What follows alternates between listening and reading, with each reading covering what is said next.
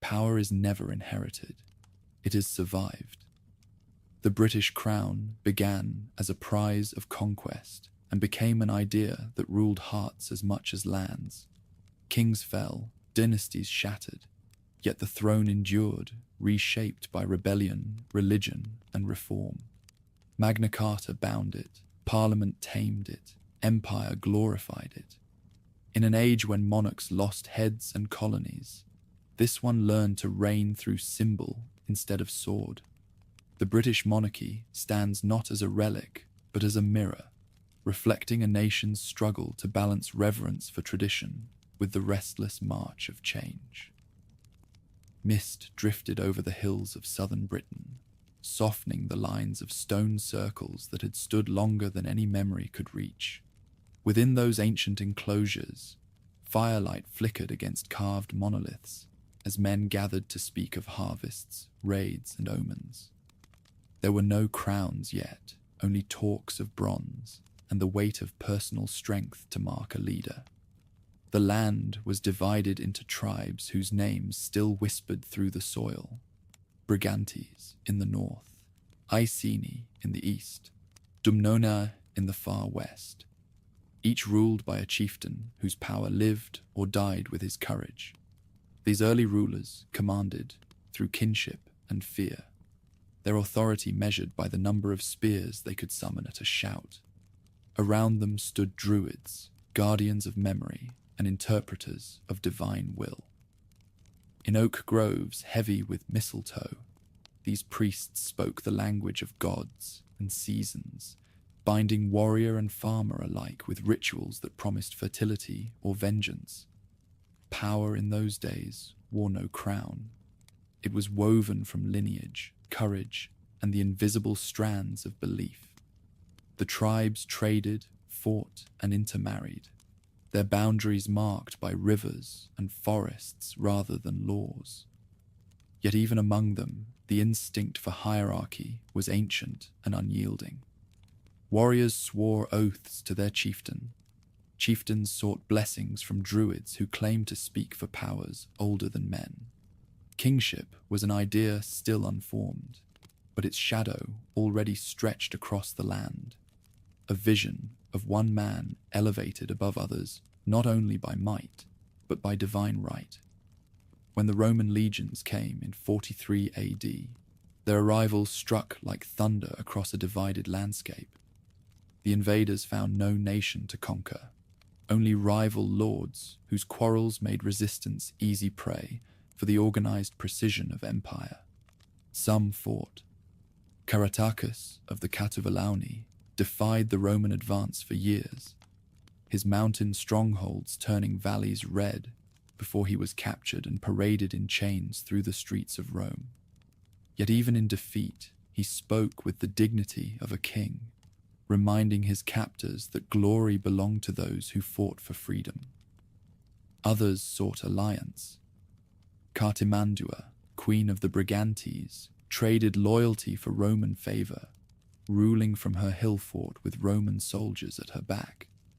Her betrayal of Caratacus to the invaders earned her silver and security, but at the cost of her people's faith. To the south, Togidubnus, whom the Romans called Cogidubnus, received the title of Client King.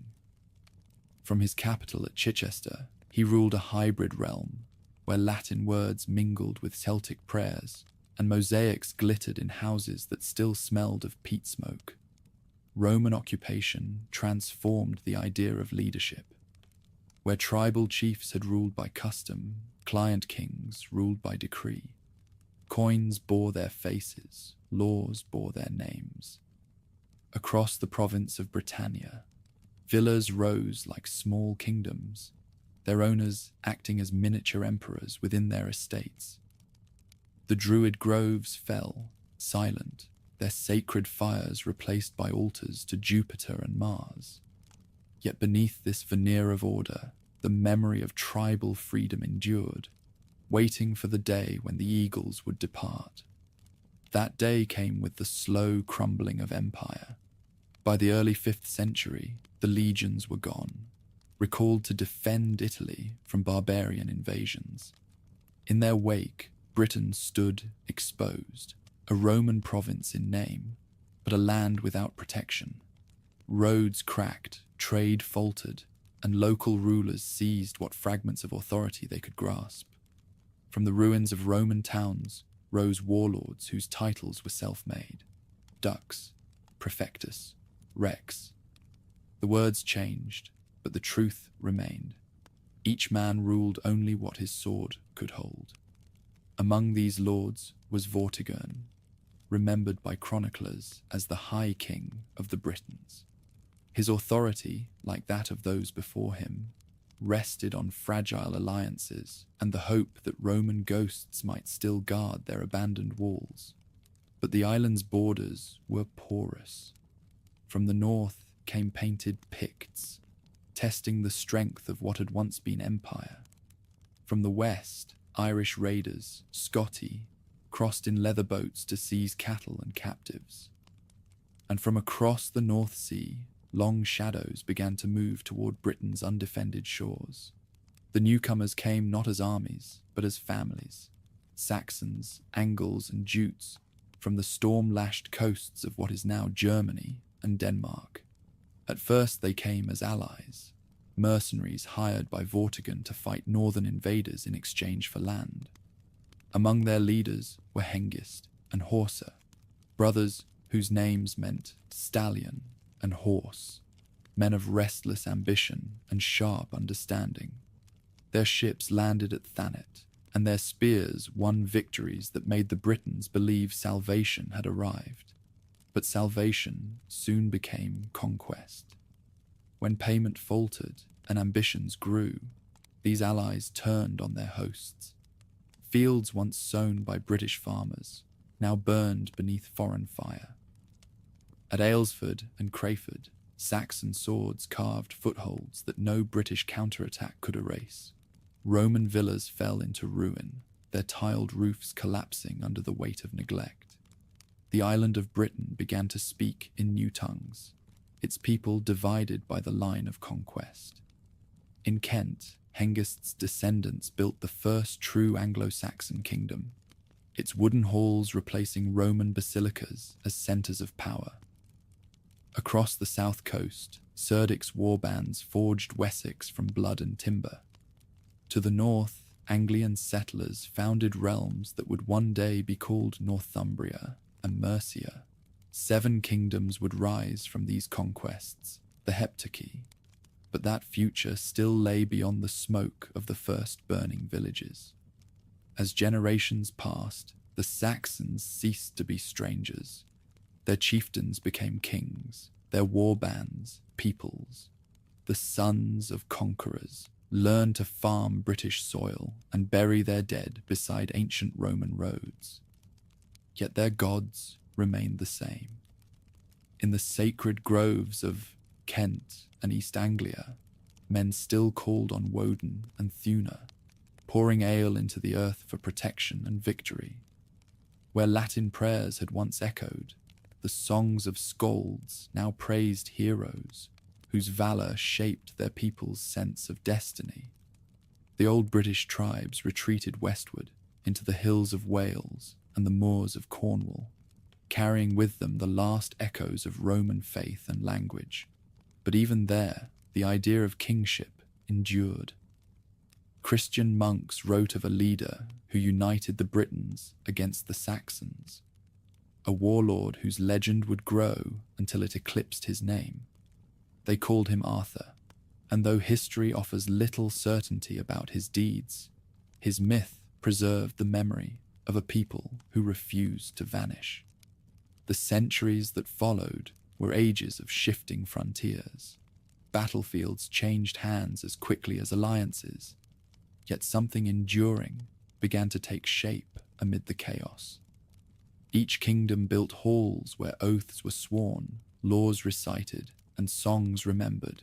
Power passed from father to son, not merely through strength, but through inheritance. A concept foreign to tribal custom, but essential to monarchy.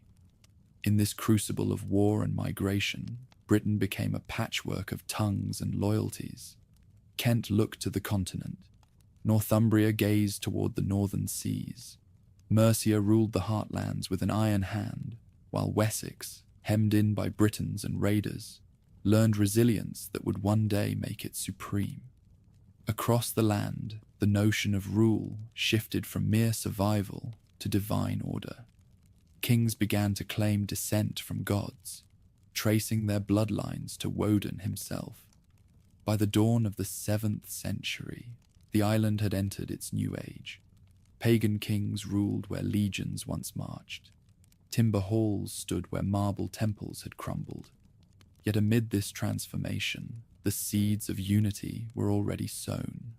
A faith from Rome would soon return, carried not by soldiers but by monks, and it would crown the old ideals of loyalty and honor with sanctity. For now, Britain remained divided, a land of many kings but no kingdom, where the memory of empire haunted every ruin and the promise of something greater flickered in the hearth smoke of distant halls. The island had learned the cost of power and the fragility of peace. Out of its storms would rise a ruler whose name would become synonymous with order itself, Alfred the Great. But that story belonged to a later dawn. Smoke curled from the hearths of timber halls that dotted the new landscape of the south, where once marble columns had reflected Roman light.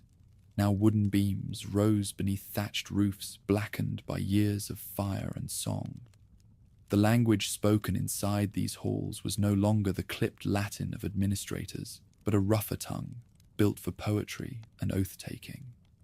Here, men gathered around their lord, drinking from shared cups as the scop sang of lineage, battle, and fate. A chieftain's worth was measured not by his lands alone, but by the loyalty he inspired. The ring-giver whose generosity bound warriors tighter than chains. This was the age when the conquerors began to rule, and the warlords of earlier generations transformed into kings. The change was not sudden. Power in these new realms still depended on the strength of a man's arm and the loyalty of his followers. But slowly, through battle and marriage, through conquest and compromise, kingship began to take root as something sacred, an office touched by the hand of the divine. In Kent, where Hengist's line still held sway, Ethelbert emerged as the first ruler to see beyond the borders of his own hearth. His kingdom prospered by trade with Frankish Gaul, where merchants carried silk, wine, and ideas across the Channel. From that world of cathedrals and relics came a new force, one not of sword or shield, but of faith. Ethelbert's queen, Bertha, was Frankish and Christian. She brought with her a chaplain and a small stone chapel in Canterbury, a fragile foothold for a faith that had never fully died since Rome's departure. When Augustine arrived from Rome in 597, his black-robed company walked through meadows, alive with pagan shrines and half-forgotten Roman ruins. Ethelbert received him cautiously, not in his hall, but in the open air, where, as his priests warned, no spells could bind him. The missionaries spoke of one God who ruled not through iron, but through eternity. It was a concept alien to the sons of Woden, yet strangely familiar to a ruler who sought to legitimize his power beyond the limits of his sword. Conversion, when it came, was both political and spiritual. Ethelbert saw that Christianity offered more than salvation. It offered structure. The Roman Church brought with it law, literacy, and the idea of an ordered hierarchy that mirrored his own court. When he accepted baptism, the act did not erase the old gods overnight, but it crowned the idea of monarchy with holiness. His rule became not just an inheritance of strength, but a reflection of divine will. In that moment, the concept of a Christian king was born on English soil. Across the land, the fires of conversion began to burn. Where once Thuna's hammer had hung above the hall door, now the cross took its place. Priests and monks followed in Augustine's footsteps, carrying Latin books and strange customs into wooden settlements where warriors still measured time by the moon. Yet even as they preached humility, these men of God understood the power of kings. They anointed rulers with holy oil, wrote their laws in sacred language, and taught that rebellion against a king was rebellion against heaven itself. In this blending of pagan courage and Christian order, the Anglo-Saxon idea of kingship reached maturity. Kings were still warriors, but they were also lawgivers, signing the kin's leader, whose duty was to protect, to judge, and to guide. They swore oaths before God and men, promising to maintain peace in the realm and justice among their people. From these oaths would grow the moral foundation of English monarchy, that kings ruled not only by right of conquest, but by the consent of both heaven and earth.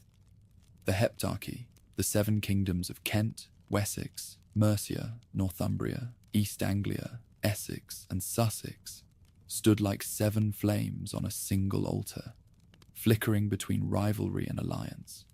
Each claimed divine descent from Woden. Each dreamed of uniting the island under its own banner. In the north, Northumbria's kings built monasteries as symbols of both piety and power, their golden gospels shining against the grey mists of the Humber. Mercia grew rich in the fertile valleys, between the rivers Trent and Severn, its rulers mastering both war and diplomacy. Wessex, hemmed between sea and forest, learned patience, the discipline of those who wait for their destined hour. Amid this competition, culture flourished. Monasteries became centers of learning and record, preserving both Latin scripture and vernacular verse. Laws were written, not merely spoken. Treaties were sealed by cross and relic rather than by blood alone.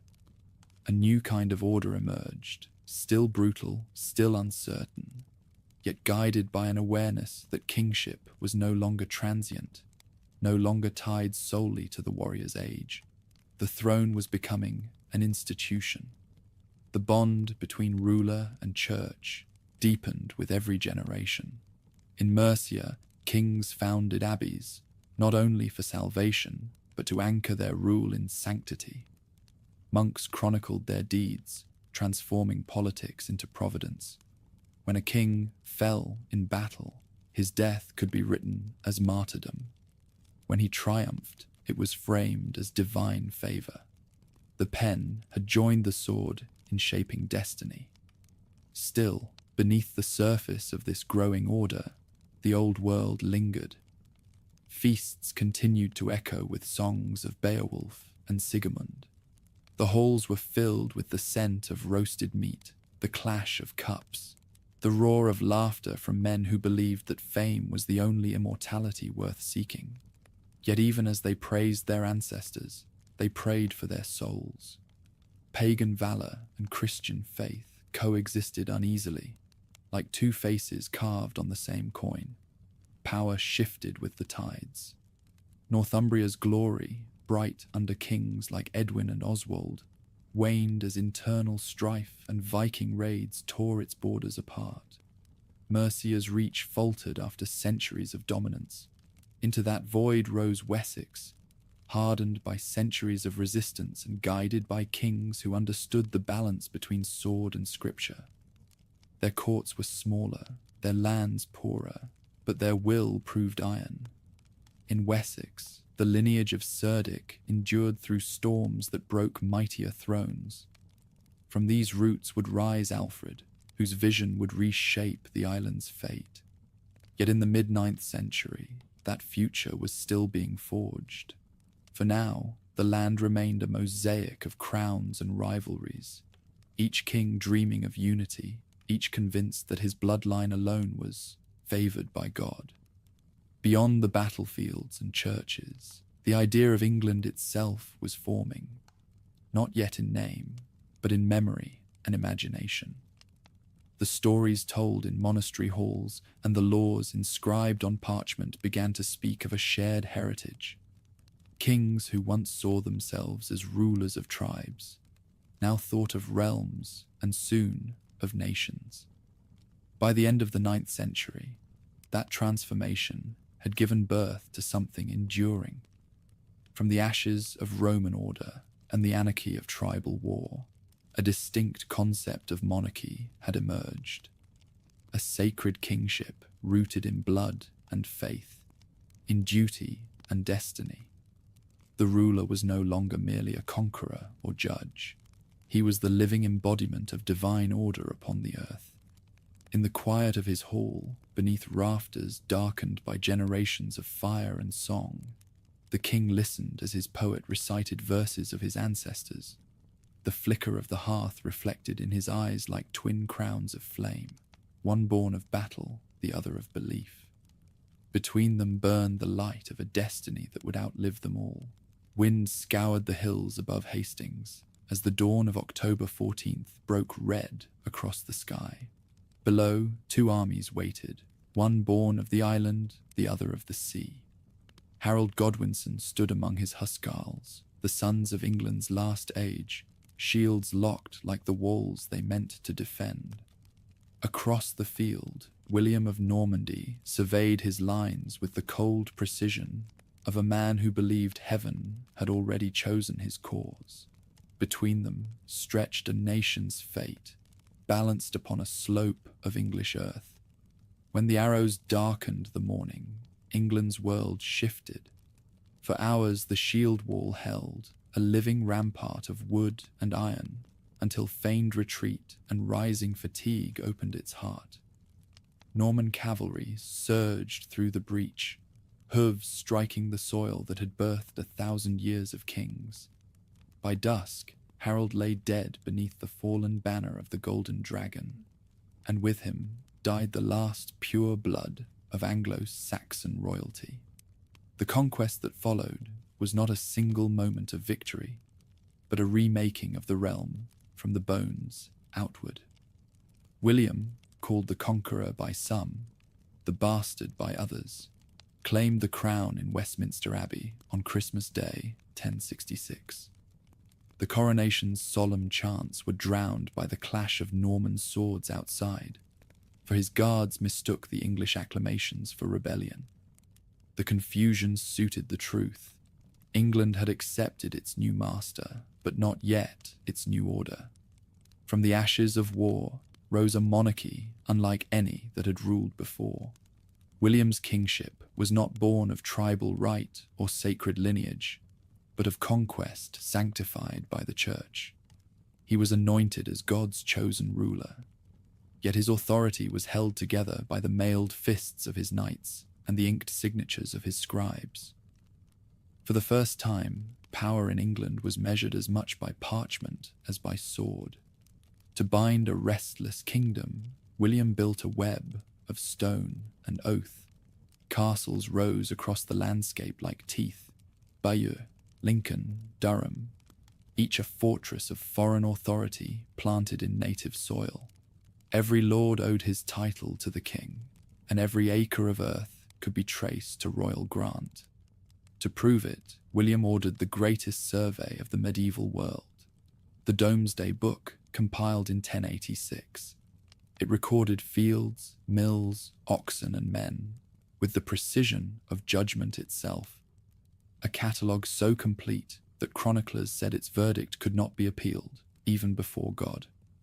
In that ledger, England ceased to be a cluster of fiefs and became a single body, its limbs bound by administration, its breath measured in taxes.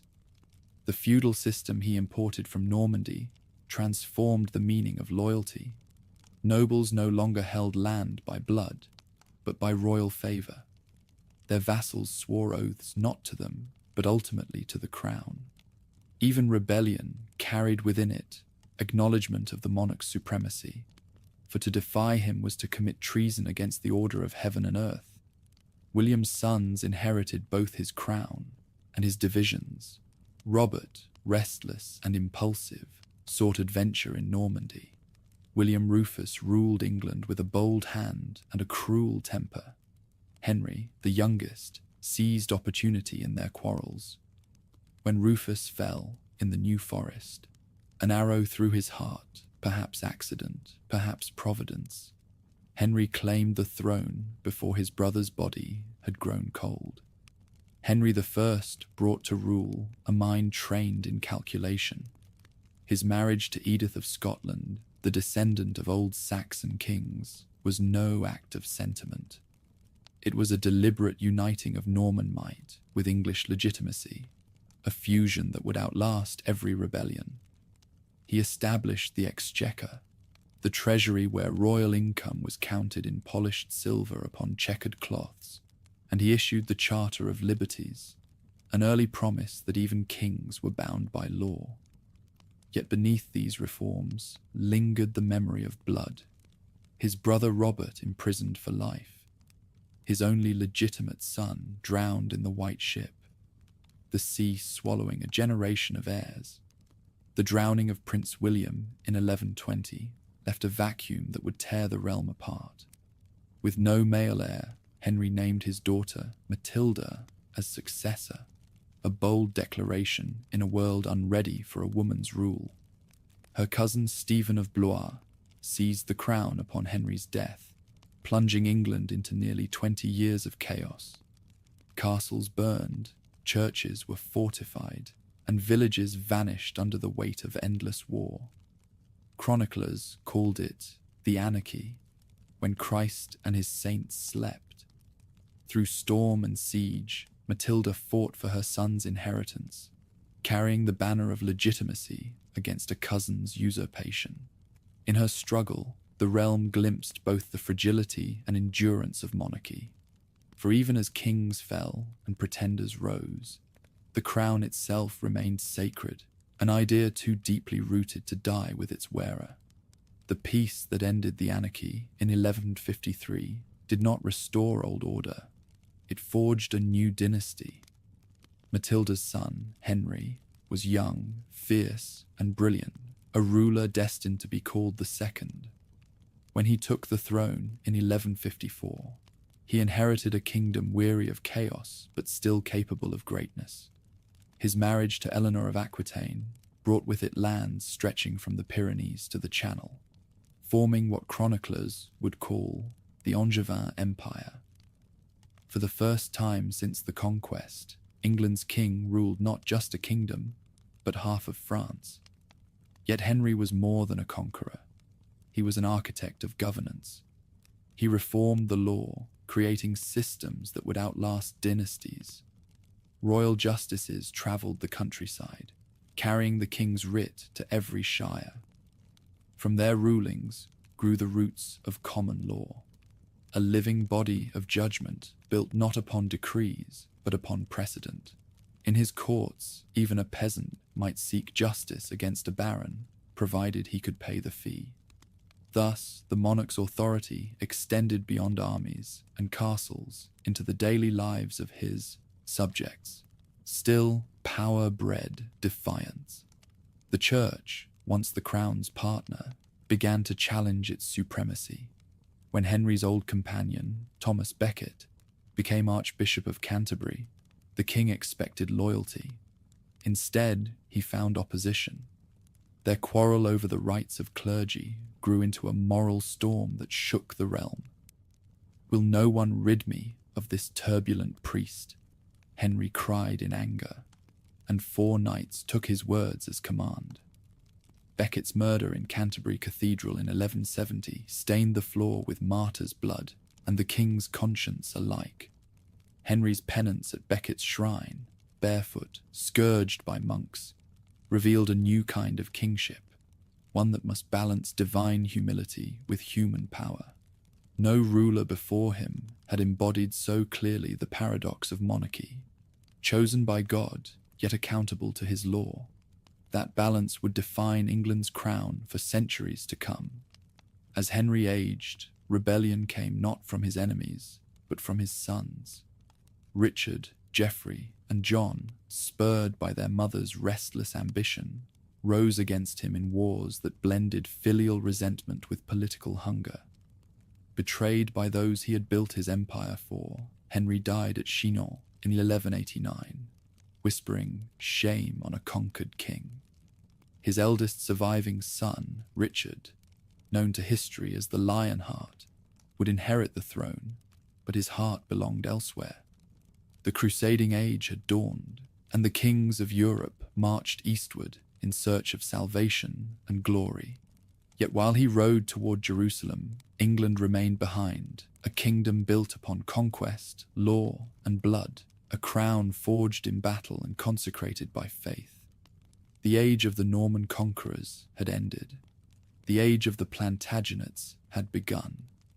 The trumpets that had sounded for Richard the Lionheart's coronation still echoed across London when he turned his face eastward toward the Holy Land. He was a king of restless purpose, born for the clash of armies more than the council chamber. His throne was scarcely warm when he sold offices, castles, and even sheriffdoms to fund his crusade. "I would sell London itself," he jested, "if I could find a buyer." In that jest lay a truth. Richard ruled by presence of legend rather than by presence of law. England's governance during his absence fell to his justiciars and his younger brother, John, whose ambition burned as fiercely as his envy. While Richard crossed the seas, storming Acre and marching beneath the burning Levantine sun, John conspired in the shadows of Westminster. His brother's capture by the Duke of Austria, ransom demanded in gold equal to the weight of a king, nearly destroyed the realm. The people of England, taxed to their limits, paid that ransom coin by coin. When the king finally returned, his fury scorched those who had profited from his captivity. Yet even he could not escape the tide of mortality. In 1199, while besieging a minor castle in Limousin, an arrow struck him. Within days, the Lionheart's roar was silenced, leaving the crown to the brother who had once plotted against him. John I inherited not just a throne, but a shadowed legacy. He was clever, tireless, and profoundly mistrusted. His reign began with promise, swift justice, energetic administration, but soured into suspicion and cruelty. The vast Angevin empire that his father had built and Richard had defended began to unravel. The loss of Normandy in 1204 cut the heart out of England's continental dominion. In a single generation, the island that had ruled across the Channel became once again an island ruled from within. Yet John's true undoing came not from foreign kings, but from his own barons. His demands for taxation to fund endless wars bred resentment. His disputes with Pope Innocent III brought excommunication. His seizure of lands from nobles and clergy alike turned allies into enemies. The church itself closed its doors. Bells fell silent, sacraments ceased. The realm lay spiritually exiled. When reconciliation came, it was not peace, but submission. John knelt before the papal legate, surrendering his crown as a vassal of Rome and receiving it back as a tenant of the Holy See. The humiliation might have ended there, but the barons, emboldened by his weakness, forced a reckoning. In the meadow of Runnymede in 1215, they compelled the king to seal a parchment that would outlive them all, the Magna Carta. Its words, written by clerks and sealed by trembling hands, declared that even the monarch was subject to law. No man would be imprisoned without judgment. Justice could not be sold. Taxation required consent. It was not freedom, as later centuries would know it, but it was a seed, an idea that kingship, once absolute, must now share its breath with the rule of law. John's rage at this constraint ignited civil war. He burned towns, besieged castles, and hired foreign mercenaries to scourge his own land. Yet the harder he fought, the less the realm could bear him. fever, and despair claimed him in 1216, leaving his 9-year-old son, Henry, to inherit a throne haunted by rebellion. Henry III came to power as a child, his reign beginning under the guardianship of William Marshal, the knight whom poets called the flower of chivalry. Under Marshal's regency, peace returned to the land, and loyalty to the crown slowly revived. But when the young king reached maturity, he sought to rule as his father never could, with grandeur instead of fear.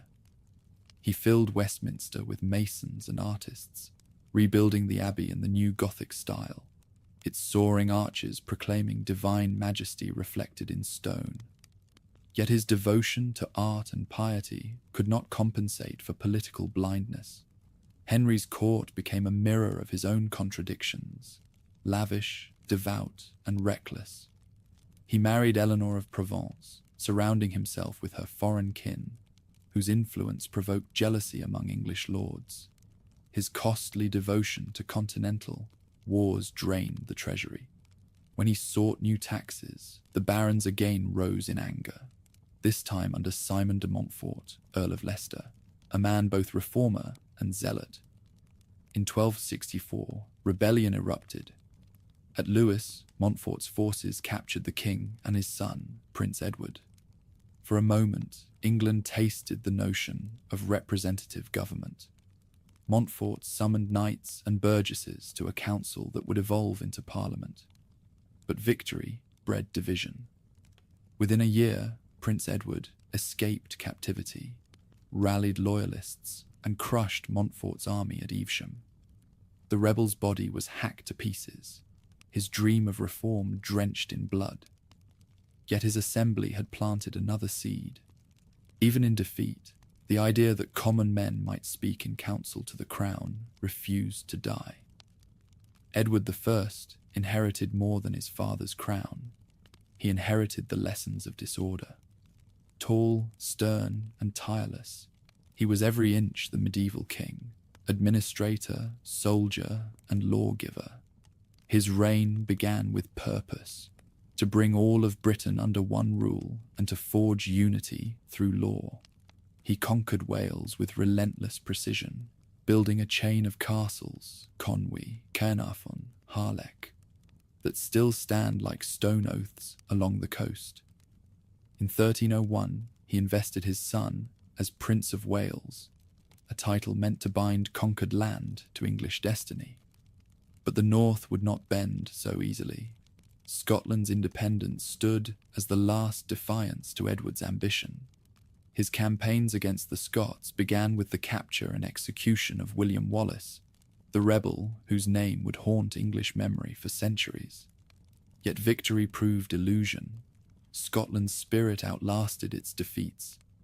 As age stiffened his sword arm, Edward's fury cooled to weariness. He died in 1307 on campaign, commanding that his bones be carried onward to battle.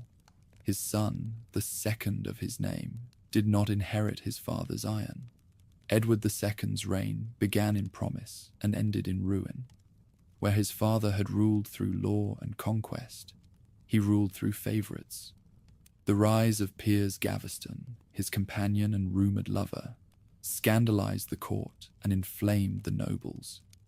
When Gaveston was executed by jealous lords, the king's vengeance only deepened division. His military failures, most shattering at Bannockburn in 1314, where Robert the Bruce shattered English arms, erased the authority his father had built. The realm descended into mistrust and intrigue. Barons plotted, the queen turned traitor, and whispers of deposition filled the air.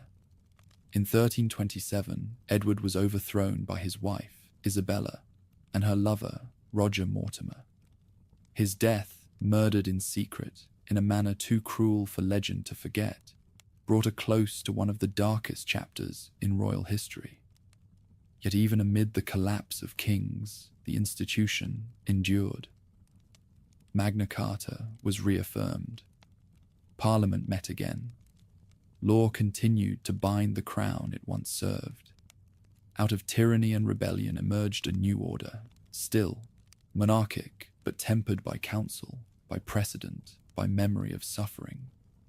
The Plantagenet realm stood battered yet alive, its kings chastened by experience and its people awakening to the idea that the power to rule was no longer unchallenged.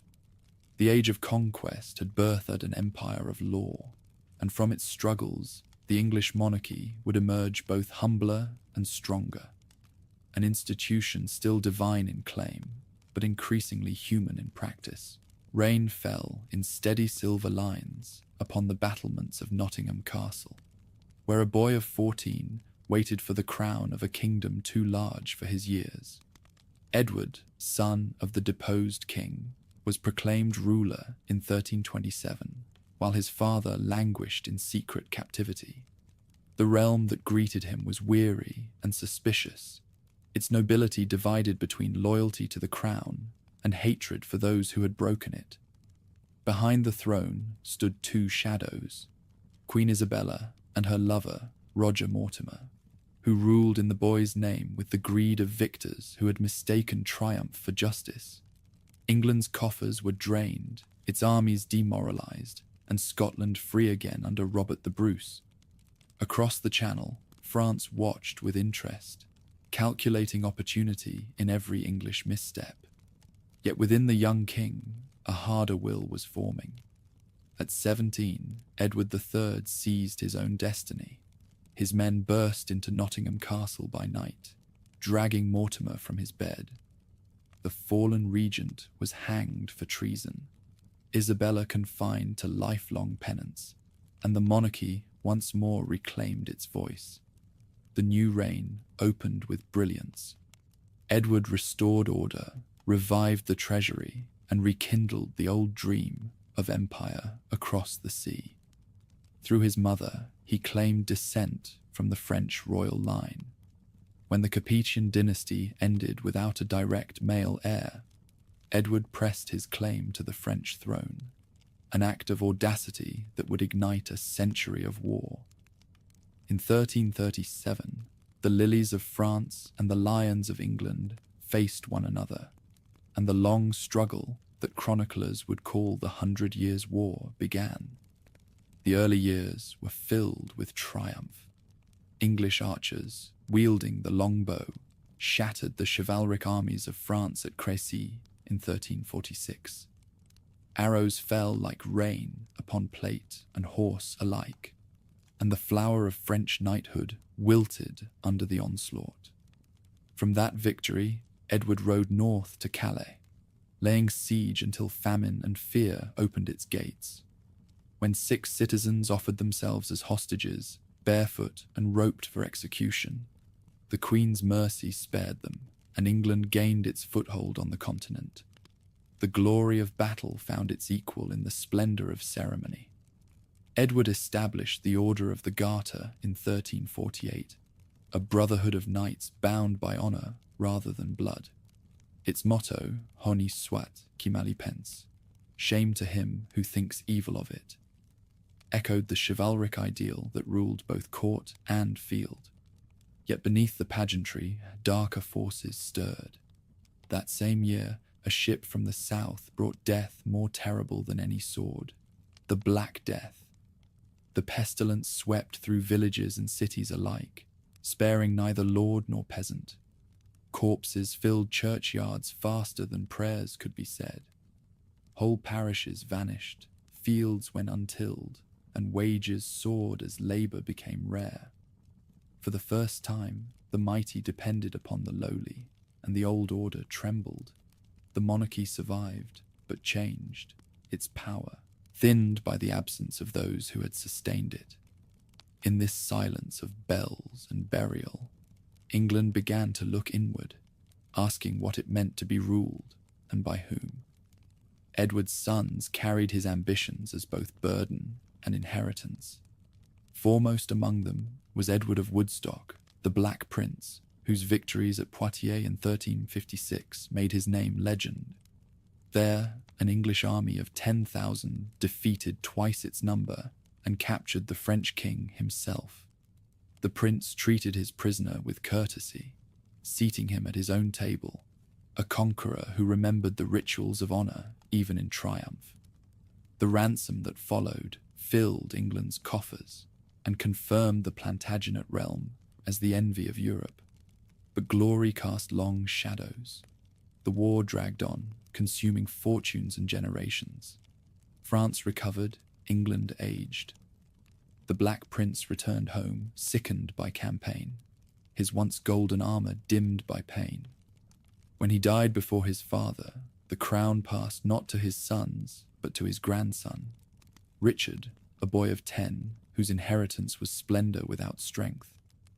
When Edward III died in 1377, England's golden age ended with him.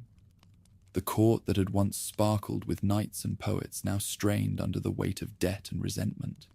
The new king, Richard II, inherited not just a crown, but a nation restless from plague, taxation, and unfulfilled promises. His ministers demanded subsidies to continue the war in France. His people demanded relief from burdens they could no longer bear. The spark came in 1381. Peasants from Kent and Essex rose in rebellion, marching toward London under banners that bore the image of St. George. They called for the end of serfdom and the punishment of corrupt officials, their leader, Wat Tyler, speaking not as a servant, but as an equal before God. When they reached the capital, the city gates opened to them. Officials were slain, palaces burned. It was the first time common men had dictated terms to a crowned king. Richard, only 14, faced them at Smithfield with a calm that belied his youth. "I am your king," he declared, "and I will grant your petitions." But when Tyler was struck down during negotiations, the illusion of mercy ended. Royal troops poured into the crowd, and the rebellion dissolved in blood. Thousands were executed, and England learned once more that rebellion could challenge kings, but not yet replace them. Yet the memory of that summer would linger, a warning that authority, once broken, could never be wholly restored. As the years passed, Richard's grace hardened into vanity. He surrounded himself with courtiers who fed his sense of divine right, calling him majestic beyond mortal measure. He built palaces filled with art and music, cultivated poets like Chaucer, and dreamed of monarchy not as governance, but as theatre, a sacred performance in which he alone was the chosen actor. But the barons remembered his grandfather, Edward III, and the old ideal of a king who ruled by strength rather than ceremony. Conflict ripened like fruit left too long on the branch. When Richard executed his uncle Gloucester and exiled his cousin Henry of Bolingbroke, he believed he had secured obedience. Instead, he provoked destiny. While the king campaigned in Ireland, Bolingbroke returned to claim his inheritance and found an army waiting to support him. Town after town opened its gates. Nobles who had once sworn fealty now knelt to the invader. Richard, betrayed by his own pride, returned to find his kingdom already lost. He surrendered at Flint Castle in 1399, a weary figure dressed in royal robes that no longer carried power. Brought to Westminster, he faced Parliament, which declared him unfit to rule. His cousin ascended the throne as Henry IV, the first of the Lancastrian line. The deposed king was confined to Pontefract Castle, where hunger or dagger, none could say which, ended his life. The crown had changed heads, but the questions remained. Could a monarch still rule by divine right when Parliament had proved it could unmake a king?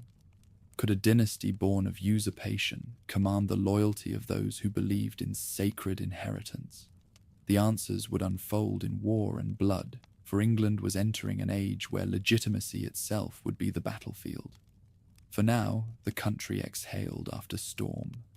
The age of chivalry had given way to an age of reckoning, and the throne, once the symbol of unshakable order, had learned to tremble beneath the weight of its own history.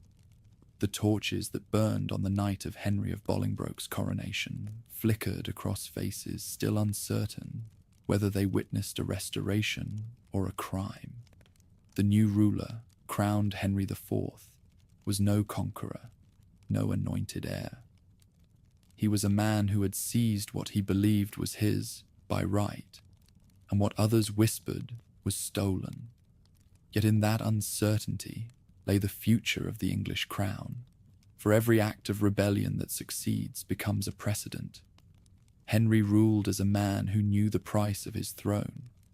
He wore the crown like armor, sleeping lightly, eating sparingly, watching every noble with the wary eyes of one who had once been in their place.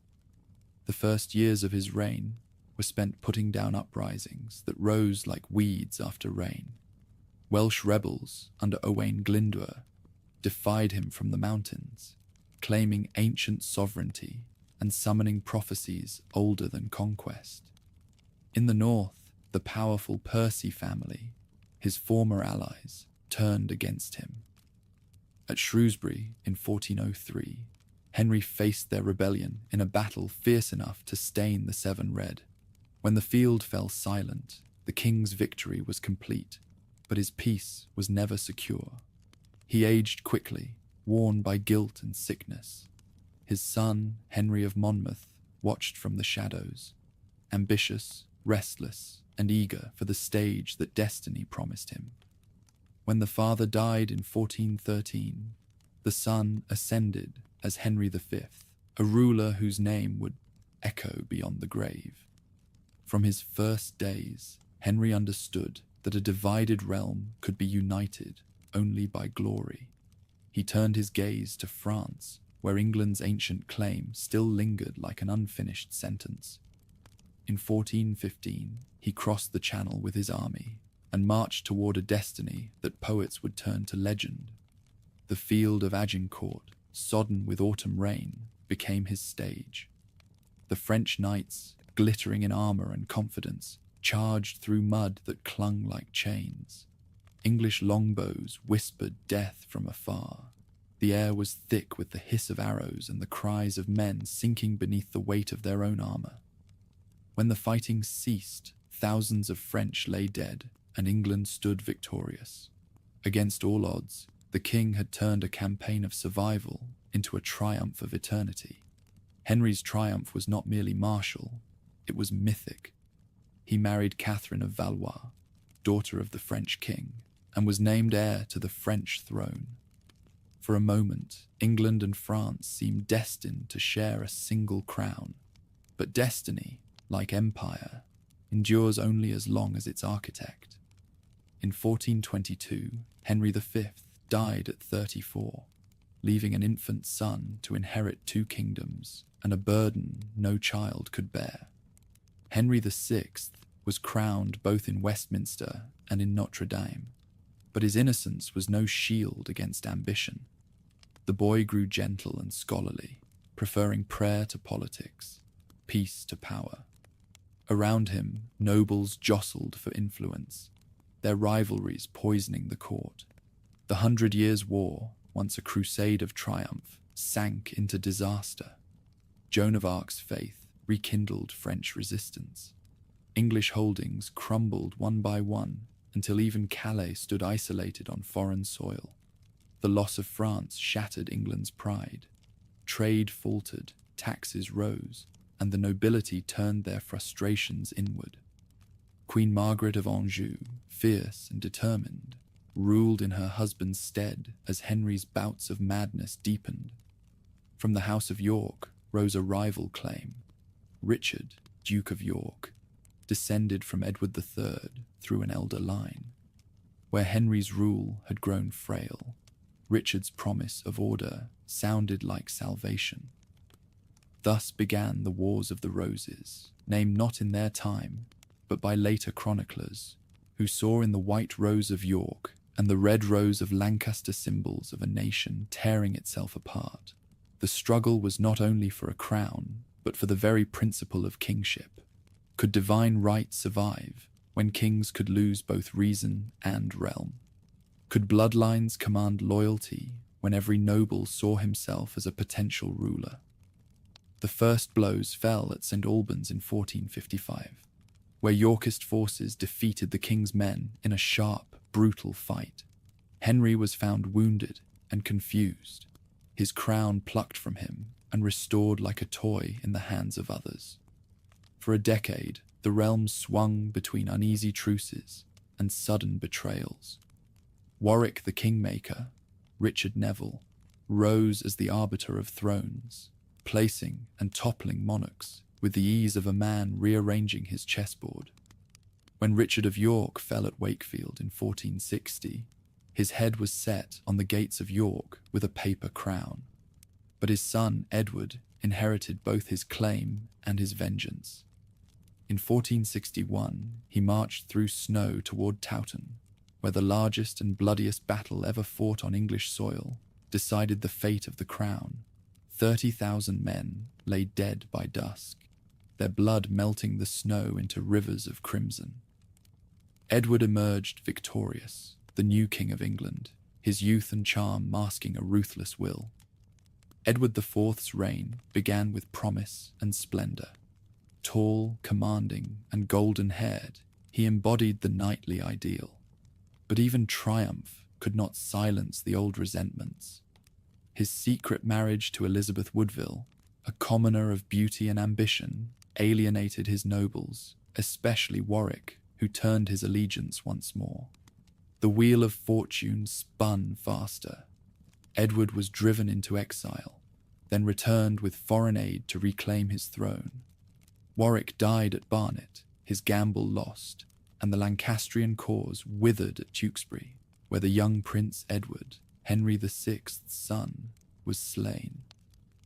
In the Tower of London, the gentle king, who had known madness and prayer, met his end quietly, murdered to ensure the peace of his conquerors. Edward ruled unchallenged, his court glittering with luxury and intrigue. Yet beneath the silks and songs lay unease. The nobility, reduced in number by decades of slaughter, grew rich and powerful from confiscated lands. The monarchy had survived, but it no longer commanded the reverence it once had. When Edward died suddenly in 1483, his 12-year-old son was proclaimed Edward V. But the boy never wore the crown. His uncle, Richard, Duke of Gloucester, claimed to protect the throne for the child, and then claimed it for himself. Within weeks, the young king and his brother vanished into the tower. Whispers said they were seen playing one day, and never again. Whether by dagger, pillow, or silence, the princes died, and Richard III reigned beneath a cloud that no sunlight could pierce. His rule was short and haunted. Though he governed with energy and enacted reforms, suspicion clung to him like a second cloak. In 1485, a new challenger rose from exile. Henry Tudor, a distant Lancastrian heir, backed by the discontented and the hopeful. Their armies met at Bosworth Field, where the crown of England lay literally in the mud between them. Richard fought with desperate courage, leading charges that broke the enemy's lines. "A horse! A horse! My kingdom for a horse!" he cried, legend says, as his standard fell amid the crush. When the battle ended, the last Plantagenet lay dead, his crown found crushed beneath a hawthorn bush and set upon the victor's head. Henry Tudor was hailed as Henry VII, founder of a new dynasty born from the ruin of old. The War of Roses had ended, but its thorns remained.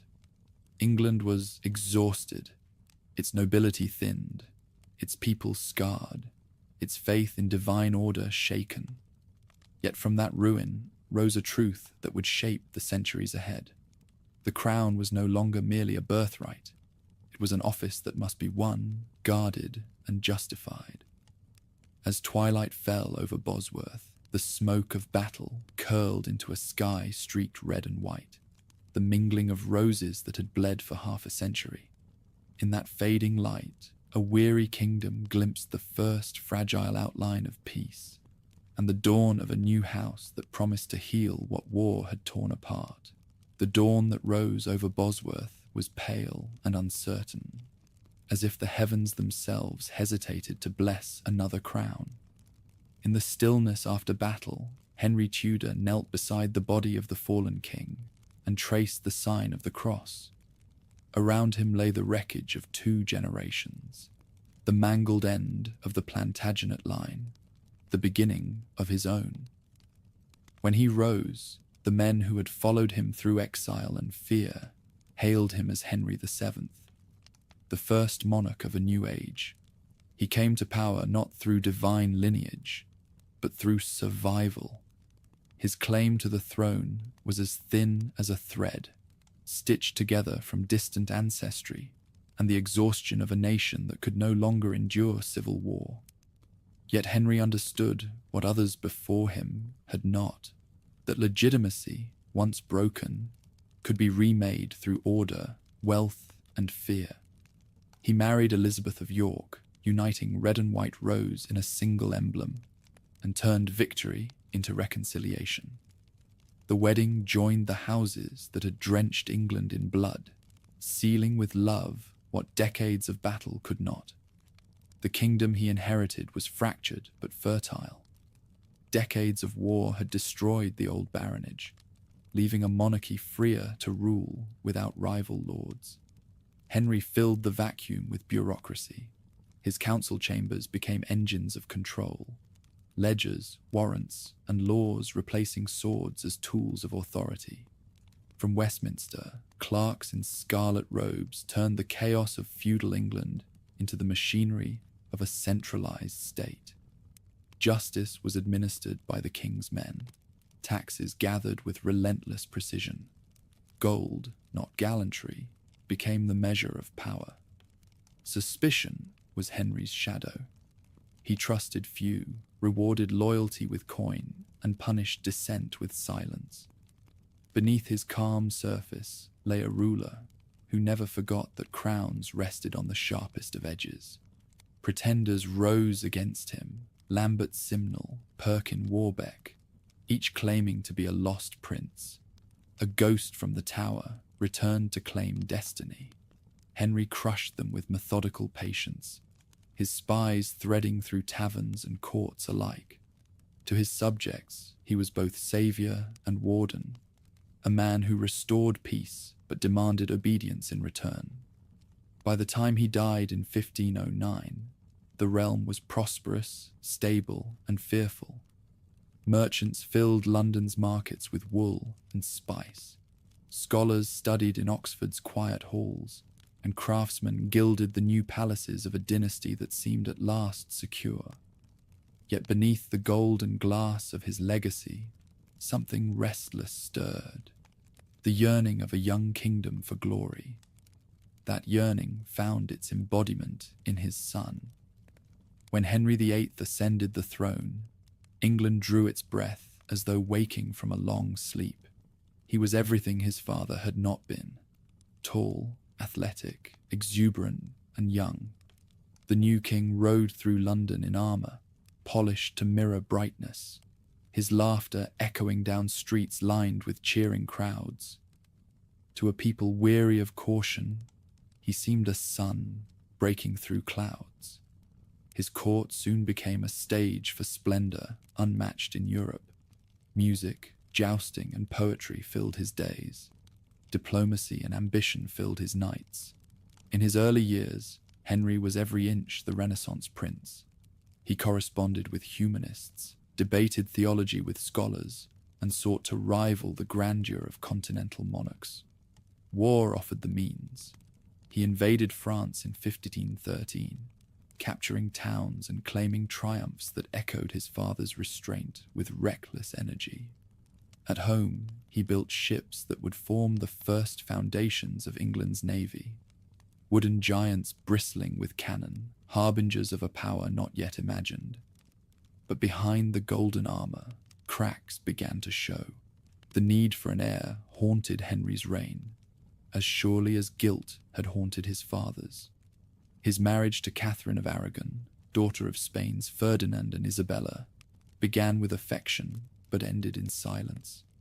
Years passed without a surviving son. As Catherine aged, Henry's patience thinned. To a man who saw himself as chosen by God, the absence of an heir was not misfortune, it was judgment. In 1527, Henry sought a solution that would alter the course of English history.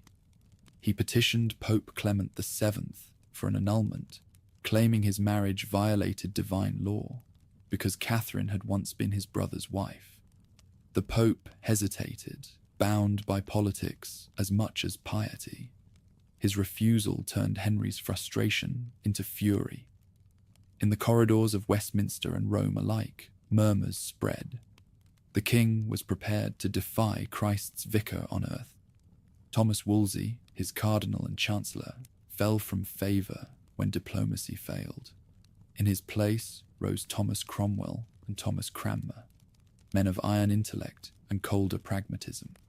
They gave Henry what the papacy would not: freedom.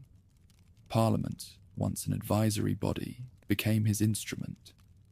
Through acts and oaths, it severed England from Rome, declaring the king supreme head of the Church of England. The monasteries were dissolved, their wealth seized for the crown, their stones repurposed into manors for a new class of royal servants. This revolution was bloodless only in theory. Monks were driven from their cloisters, relics were cast into the mud. The abbeys that had stood since Saxon times became ruins haunted by wind. Yet amid the destruction, something new took shape, a monarchy divine in authority, yet independent of all foreign power. For the first time, England's king ruled as both sovereign and priest, his crown sanctified by no hand but his own. Catherine was exiled, her daughter Mary declared illegitimate. In her place rose Anne Boleyn, the dark-eyed courtier who had captured the king's obsession and the nation's imagination.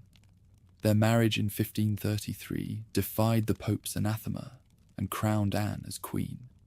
Within months, she bore a daughter, Elizabeth, an infant whom few celebrated, for the realm still longed for a son. The child's birth would later mark a turning point, but at the time, it seemed a disappointment written in silk and prophecy. Anne's charm soon curdled into peril. The same fire that had enthralled the king now consumed her, and whispers of infidelity spread through courtly halls thick with envy. In 1536, she was arrested, tried, and executed in the Tower, where her enemies once languished. Henry watched from a distance as the axe fell, her final words, "God save the king," drifting up through the morning mist. That night, he feasted. The next day, he married Jane Seymour. England watched in silence as its king shifted wives like a nation changing faith. Jane bore him the son he had longed for, Edward, and died days later in childbirth. Henry's grief was genuine, yet even mourning could not restrain his appetite for power. 6 wives would mark his life, but his true marriage was to sovereignty itself. The belief that the monarch's will was the measure of truth. By the 1540s, the man who had once danced through palaces now moved with pain. His vast frame carried on mechanical supports. His face, once bright with laughter, had hardened into tyranny. But his realm had changed forever. The church that had ruled English souls for 1,000 years now answered to the crown. Parliament had learned to shape law, not merely for the king, but through him. And the people, once subjects of faith, had become subjects of the state. When Henry VIII died in 1547, the bells of London tolled not just for a man, but for an age. Behind him lay the wreckage of monasteries, the birth of the English navy, the rise of Parliament, and a daughter destined to redefine the very meaning of rule. The Tudor age had begun in blood, but from its fire would come a nation reborn, one that would soon look outward across the seas, seeking destiny not in divine right, but in the reach of its own ambition. The bells that tolled for Henry VIII's death still echoed when the boy who bore his name ascended the throne. Edward VI was only 9, frail in body but fierce in conviction, a child raised not on chivalric tales but on the stern certainties of reform. Around him gathered men who believed they were building God's kingdom anew. The old world of Latin prayers and gilded saints had fallen.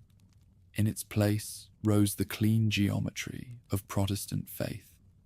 Under the guidance of his uncle, Edward Seymour, the Duke of Somerset, the new reign began with an air of purification. Altars were stripped, images destroyed, and the Mass declared idolatry. The Book of Common Prayer replaced Latin chant with English words that spoke to the people directly. From pulpits came sermons filled with scripture rather than mystery, and for a brief moment it seemed that England might find salvation through order.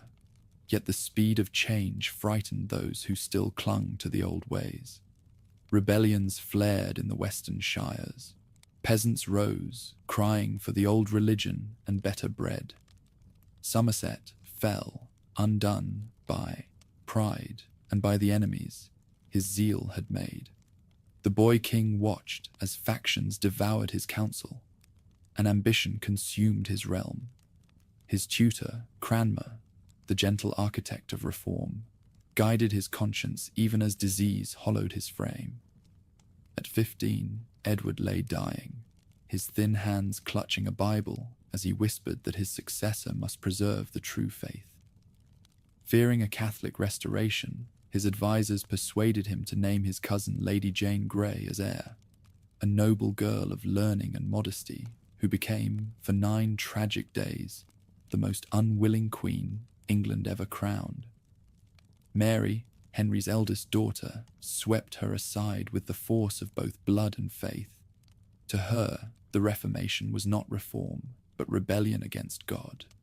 When she rode into London in 1553, the crowds cheered the return of legitimacy. Yet soon the fires began to burn. Determined to heal the breach with Rome, Mary restored papal authority and repealed the laws of her father's schism. But reconciliation demanded sacrifice, and the flames of Smithfield became her chosen altar.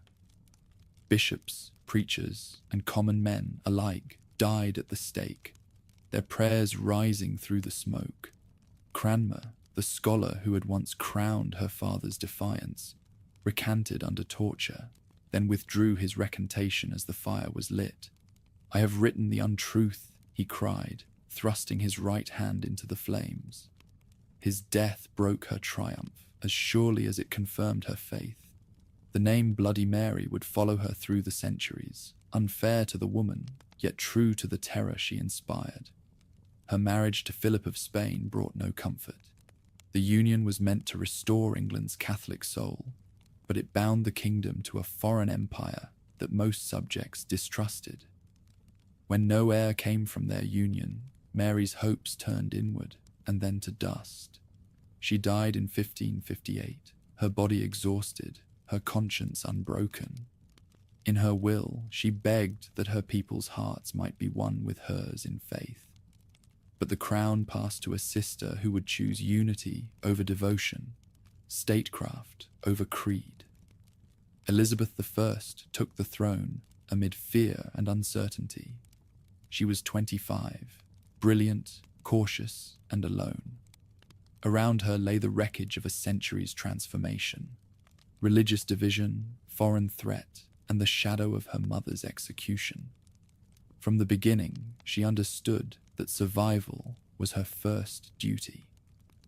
"There is but one Jesus Christ," she told her bishops, "and all the rest is a dispute over trifles." But in those trifles lay the souls of millions.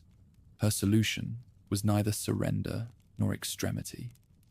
The Elizabethan settlement of 1559 crafted a fragile middle path. The Queen was supreme governor of the Church, not its head, a title chosen to quiet conscience. Latin ritual gave way to English scripture, yet crucifixes and candles returned to the chapels. Catholic priests who swore loyalty to her crown were tolerated, at least in the early years. England, weary of fire and persecution, found in moderation a kind of peace. That peace, however, stood upon shifting ground. Across the Channel, Catholic powers waited for the chance to undo her compromise. Within her own realm, plots whispered through the corridors of power. Chief among them was her cousin, Mary, Queen of Scots, a Catholic monarch driven from her throne and given sanctuary in England. To Elizabeth, Mary was both kin and threat, heir and rival. For nearly 20 years, she remained a prisoner in gilded captivity until her name appeared in conspiracies too grave to ignore. In 1587, Elizabeth signed her death warrant with trembling hand. When the axe fell, it struck not only a queen, but the last illusion that blood could guarantee loyalty. The following year tested England's very existence. Philip of Spain, widower of Mary Tudor and champion of Catholic Europe, launched his invincible armada against the heretic Isle. From the cliffs of Devon to the beaches of Kent, beacons flared. The English fleet, smaller but swifter, met the Spanish galleons in the Channel, fire ships scattering their formation like startled birds. Storms finished what cannon had begun. When the battered armada limped north around Scotland, Elizabeth rode among her soldiers at Tilbury, clad in silver armour that caught the sun. "I have the body of a weak and feeble woman," she declared, "but I have the heart and stomach of a king." Those words forged her legend as surely as the winds forged her victory. The years that followed were the flowering of a nation reborn. Exploration carried English sails beyond familiar seas. Drake circumnavigated the globe. Raleigh dreamed of colonies across the Western Ocean. At home, the theatre replaced the pulpit as England's voice. Shakespeare, Marlowe, and Spencer gave the kingdom a language as enduring as any empire. In their words, the struggle between order and freedom found immortal expression, the very tension that defined Elizabeth's reign. Yet even glory casts a shadow. The queen who had mastered politics found no peace in private life. She never married, fearing that any husband would claim her crown along with her hand. Courtiers adored her, poets worshipped her, but loneliness followed her like a ghost. Her court became a mirror of her mind, magnificent, anxious, and full of ceremony. Each year she grew more cautious, clinging to symbols that reminded her of youth and triumph. "I will have one mistress here," she once told an ambitious lord, "and no master." By the end of the century, the Golden Court began to tarnish. The explorers who had carried her flag returned with more debts than gold. The Irish wars drained treasure and blood, and the Queen's closest companions died one by one. Still, her presence commanded awe. When foreign ambassadors entered her chamber, they found an aging woman whose every gesture still radiated majesty. In her eyes flickered the will of an age that refused to fade. In March of 1603, Elizabeth lay dying at Richmond Palace. She refused the bed prepared for her, choosing instead to rest upon cushions on the floor, as if unwilling to surrender even in death. Courtiers gathered in silence around the dimming figure of their queen. "My seat has been the seat of kings," she murmured, "and I have kept it unspotted." When she finally named James of Scotland as her successor, the Tudor age ended as it had begun, with union forged from conflict, reconciliation drawn from the ashes of war. Her passing marked more than the death of a monarch. It was the death of an era. In a single lifetime, England had transformed from a feudal realm into a centralized nation, from Catholic devotion to Protestant identity, from island kingdom to maritime power.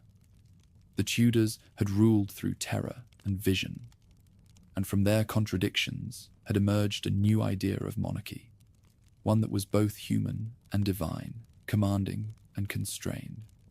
As dawn broke over the Thames, the barges bearing Elizabeth's body drifted toward Westminster through a sea of mourning faces. Bells tolled, banners hung still, and the waters reflected the grey light of a world forever changed. The age of splendour had ended, but the age of England had begun. Bells that rang for Elizabeth's funeral were still echoing in memory when new ones pealed for her successor. In the spring of 1603, James VI of Scotland rode south to claim a second crown as James I of England. The long-divided realms were at last united under a single monarch, and the road that had once been patrolled by border raiders became the spine of a kingdom newly christened Great Britain. Yet even as the people cheered his procession, the air trembled with unease. Elizabeth had ruled through balance and charm. James ruled through theory and conviction. He believed in monarchy as theology, the divine right of kings, bestowed not by parliament nor people, but by God himself. Kings are little gods upon earth, he wrote, sitting upon God's throne. The words glowed with confidence, but behind them stirred a fatal assumption. That power need not answer to consent. He had inherited a realm more literate, more restless, and far less obedient than any his ancestors had known. The Tudor awe of royalty was fading, replaced by a nation that could read, argue, and question. At first, James's reign promised harmony. The new king loved peace, learning, and conversation. He ended the long war with Spain, patronized poets, and gathered scholars to translate the Bible into an English tongue, so pure that it would outlive all his other works. The King James Version became both scripture and symbol, binding a nation with words that even skeptics could revere. Yet peace could not quiet the currents beneath. The Puritans who had flourished under Elizabeth's compromise demanded further reform. No bishops, no vestments, no remnants of Rome. James, who had grown weary of Calvinist discipline in Scotland, refused them. No bishop, no king, he declared, linking the altar to the throne in one chain. Those who dreamed of overthrowing both took his words as prophecy. In 1605, a group of conspirators led by Guy Fawkes filled the cellars beneath Parliament with barrels of gunpowder, hoping to erase king and government in one blazing instant. Their failure turned into legend, the 5th of November still marked by fire and effigy. But their plot revealed how fragile the new peace truly was. The years that followed saw the crown's dignity preserved, but its foundations slowly eroded. James's court dazzled with masque and poetry, yet behind the pageantry lurked financial ruin. His generosity to favourites drained the treasury. His love of argument exhausted his council. When he died in 1625, the monarchy he left his son was ornate, learned, and dangerously overextended. Charles I inherited his father's sense of divine mission without his subtlety. Tall, handsome, and earnest, he believed himself the guardian of a sacred order in an age that no longer feared sacred things. His marriage to the French princess Henrietta Maria brought Catholic influence to a Protestant court. His insistence on ceremony in the church angered the Puritans who preferred simplicity.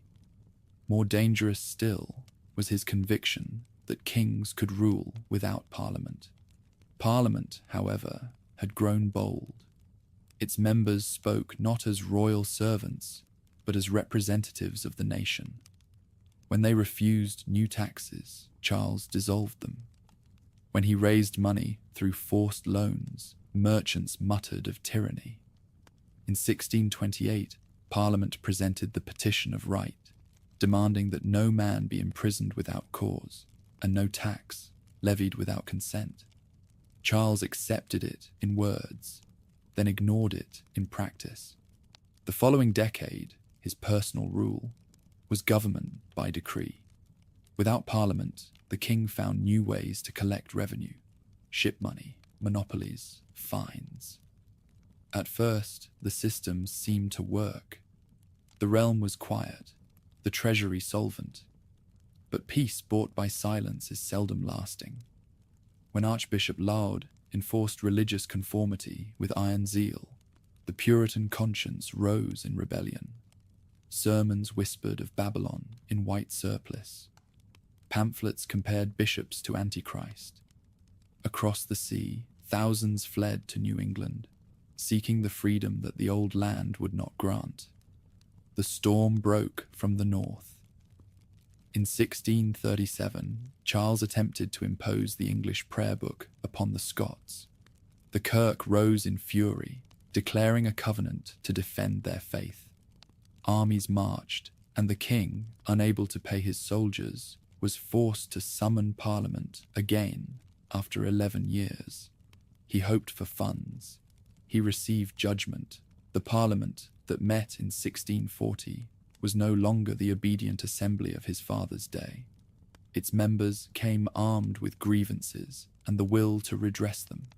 They abolished the king's courts of prerogative, executed his ministers, and declared that Parliament itself could not be dissolved without its own consent. Power was shifting from the crown to the chamber, and both sides knew it. When Charles entered the Commons in 1642, with soldiers to arrest his critics, the moment shattered the ancient equilibrium of English government. The Speaker knelt and refused to betray his members. "May it please your Majesty," he said, "I have neither eyes to see, nor tongue to speak in this place, but as the House shall command me." The king departed through a corridor heavy with silence. Behind him, civil war began. The struggle divided families, churches, and towns. Cavaliers rode for the king, their plumes and prayers tied to honor and hierarchy. Roundheads fought for Parliament, driven by scripture and conviction. The first clashes, Edgehill, Newbury, ended in stalemate, but the parliamentarians learned faster. Under the leadership of Oliver Cromwell, a country gentleman turned general, they forged the new model army, disciplined, devout, and deadly. At Marston Moor in 1644 and Naseby 2 years later, royal power broke beneath the thunder of Puritan cavalry. Charles surrendered to the Scots, believing mercy would follow defeat. Instead, he found captivity and debate. Parliament demanded concessions. He played factions against each other, hoping time would save him. Time ran out. In 1648, Cromwell's soldiers purged the Commons of moderates, leaving what would be called the Rump Parliament, an assembly determined to make history unthinkable. On a cold January morning in 1649, the king was led to a scaffold outside Whitehall. Dressed in black, he addressed the crowd with calm dignity. "I die a Christian, according to the profession of the Church of England," he said, asserting with his final breath the faith that had undone him. The axe fell cleanly. A groan rose from the onlookers. Shock, grief, or awe, none could say. For the first time in English history, the crown had been severed from the head that wore it. In its place arose a republic calling itself the Commonwealth. Parliament ruled in name, but the sword ruled in fact. Oliver Cromwell, reluctant at first, soon became its centre of gravity. His army marched against Ireland with ruthless efficiency, crushed rebellion in Scotland, and imposed Puritan morality upon the weary land. Taverns fell silent, theatres closed, even Christmas was forbidden. To his followers, he was a new Moses. To his enemies, a tyrant cloaked in scripture. By the time Cromwell assumed the title Lord Protector in 1653, the revolution that had begun in liberty had hardened into discipline. He refused the crown when offered, declaring that England needed not another king, but righteous governance. Yet when he died in 1658, his son proved too weak to hold what only zeal had maintained. The army fractured, Parliament quarrelled, and the people, tired of saints, longed for a sinner with a crown. Thus, after 11 years of republican experiment, the wheel turned full circle. In 1660, the exiled heir, Charles II, returned from France to a nation that welcomed him as both penitent and saviour. The bells that had once tolled for his father's death now rang for his restoration. Banners fluttered, wine flowed, and the streets of London echoed with laughter and forgiveness. The monarchy had fallen to principle and risen by exhaustion. England had learned that freedom without stability was as perilous as power without restraint. A generation had lived without a king, and discovered that, for better or worse, the crown was not merely a symbol, but the spine of the realm. The May morning that greeted Charles II's return shimmered like a vision after a long fever. London was alive with banners, garlands, and the peal of bells that had not sounded together in a generation. The king rode through the cheering crowds with an ease that seemed almost theatrical, his dark curls gleaming beneath a wreath of laurel. "It is my own fault I stayed away so long," he jested, and the laughter that followed washed away a decade of silence. The realm, weary of sermons and swords, welcomed pleasure as its new gospel. Yet beneath the laughter lingered caution. The memory of his father's scaffold shadowed every smile. Charles had learned the lessons of exile, that kings could die by law, and that forgiveness was cheaper than vengeance. His first act was amnesty, oblivion, he called it, though the word could not resurrect the dead. Only those who had signed his father's death warrant paid the ultimate price. For the rest, time would suffice.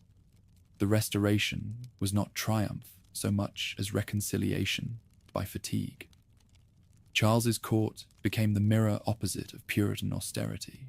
Masques and plays reopened. Taverns spilled laughter into midnight streets.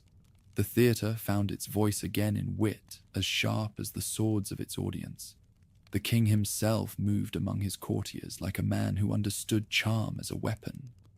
Poets praised him, mistresses consoled him, and Parliament, flattered by his patience, granted him funds to rebuild a realm that had forgotten how to rejoice. But joy proved costly. The Great Plague of 1665 darkened the streets with carts of the dead.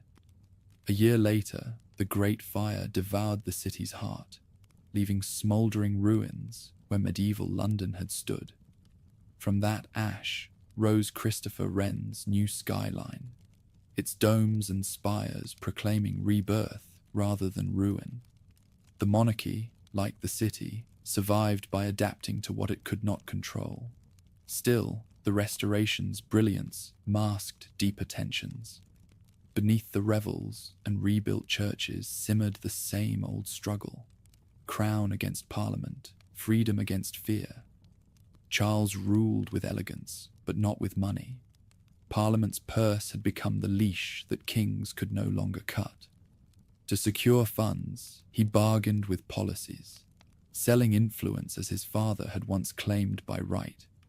His secret dealings with Louis XIV of France, trading subsidies for promises of Catholic sympathy, poisoned trust.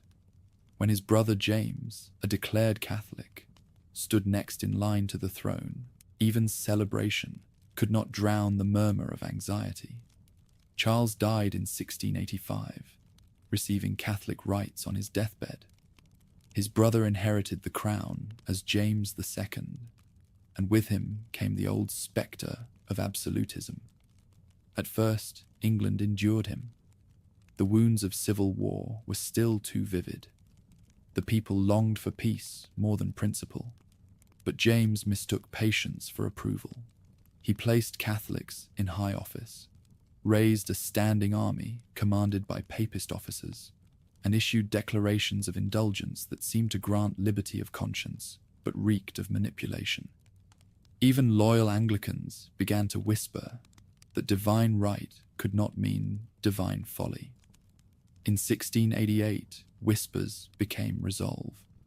A coalition of nobles, Tories and Whigs alike, sent a letter across the Channel to James's Protestant daughter, Mary, and her husband, William of Orange, ruler of the Dutch Republic.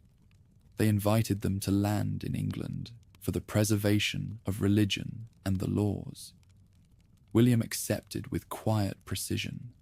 His fleet crossed the sea in November under orange banners that read, "The Protestant Religion and the Liberties of England." James hesitated, then fled. There was no battle, only a vacuum. Parliament, seizing the moment, declared the throne vacant. A revolution, not of rebellion, but of law. William and Mary were crowned joint sovereigns in 1689, accepting conditions that forever changed the monarchy. Their coronation oath bound them to rule according to the statutes in Parliament agreed upon. The crown, once source of law, had become its subject. From this bloodless upheaval, the Glorious Revolution, emerged the Bill of Rights, a document as potent as any victory. It forbade the suspension of laws without Parliament's consent, ensured free elections, and prohibited cruel punishment. Kings could no longer imprison subjects at will, or raise armies in peacetime without approval. The revolution did not destroy monarchy, it domesticated it. England had found a way to keep its king while mastering him. Under William and Mary, stability returned, though not ease. The Jacobite cause, loyal to the exiled James, plotted in shadows and foreign courts. Ireland rose in rebellion, ending in defeat at the Battle of the Boyne, where William's victory turned into Protestant legend. Mary's early death left him ruling alone, a Dutch soldier king governing a nation that valued liberty more than affection. Yet his reign anchored the system that would outlast dynasties, the supremacy of Parliament and the rule of law. When William died in 1702, the crown passed to Mary's sister, Anne, the last of the Tudors' blood through their Scottish heirs. Her reign was quieter but decisive. Under her watch, the long rivalry between England and Scotland ended not with battle but with signature. The Act of Union in 1707 bound the two kingdoms into one, Great Britain governed by a single parliament in London. Flags changed, coins were reminted, and two histories merged into a single, complicated destiny. Queen Anne's reign also witnessed the birth of modern politics. Whigs and Tories, once loose factions, hardened into parties. Pamphlets, newspapers, and coffee houses turned public opinion into a new force, something no Tudor king or Stuart divine had ever faced. The monarch could no longer shape truth. Truth, printed and argued, now shaped the monarch. Yet Anne, cautious and devout, managed to keep her balance. She presided over military triumphs abroad, most notably the Duke of Marlborough's victories in the War of the Spanish Succession, which lifted Britain among Europe's powers. But her private life was shadowed by loss. 17 pregnancies yielded no surviving heir, and with her death in 1714, the Stuart line came to its natural end. Parliament, unwilling to risk another Catholic restoration, had already chosen the next ruler. George of Hanover, a German prince descended from James I's Protestant daughter. He barely spoke English, yet he carried the authority of law, not lineage. When George I arrived in London, escorted by ministers rather than armies, few cheered, but none rebelled. The experiment was complete. The crown had survived regicide, exile, and revolution, and yet it now reigned by consent alone. Kings ruled through Parliament, Ministers governed in their name, and the people, through their representatives, had claimed the right to shape the destiny of the realm. The monarchy, once a sword, had become a scepter, a symbol of continuity rather than command. But in that transformation lay its endurance. Out of war, faith, and compromise, England had forged something new, a government not of divine decree, but of shared power, where the voice of the governed could no longer be silenced by the will of one.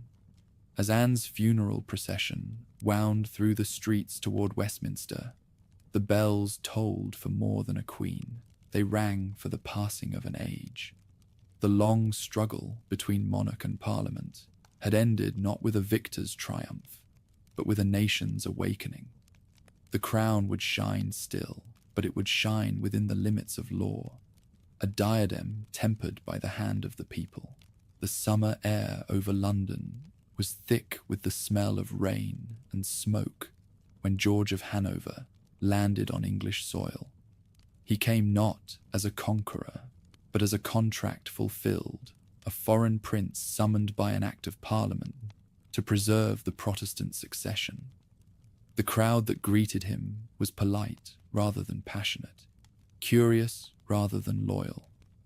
He spoke little English, preferred his German counsellors, and mistook the Thames fog for the mists of the Line.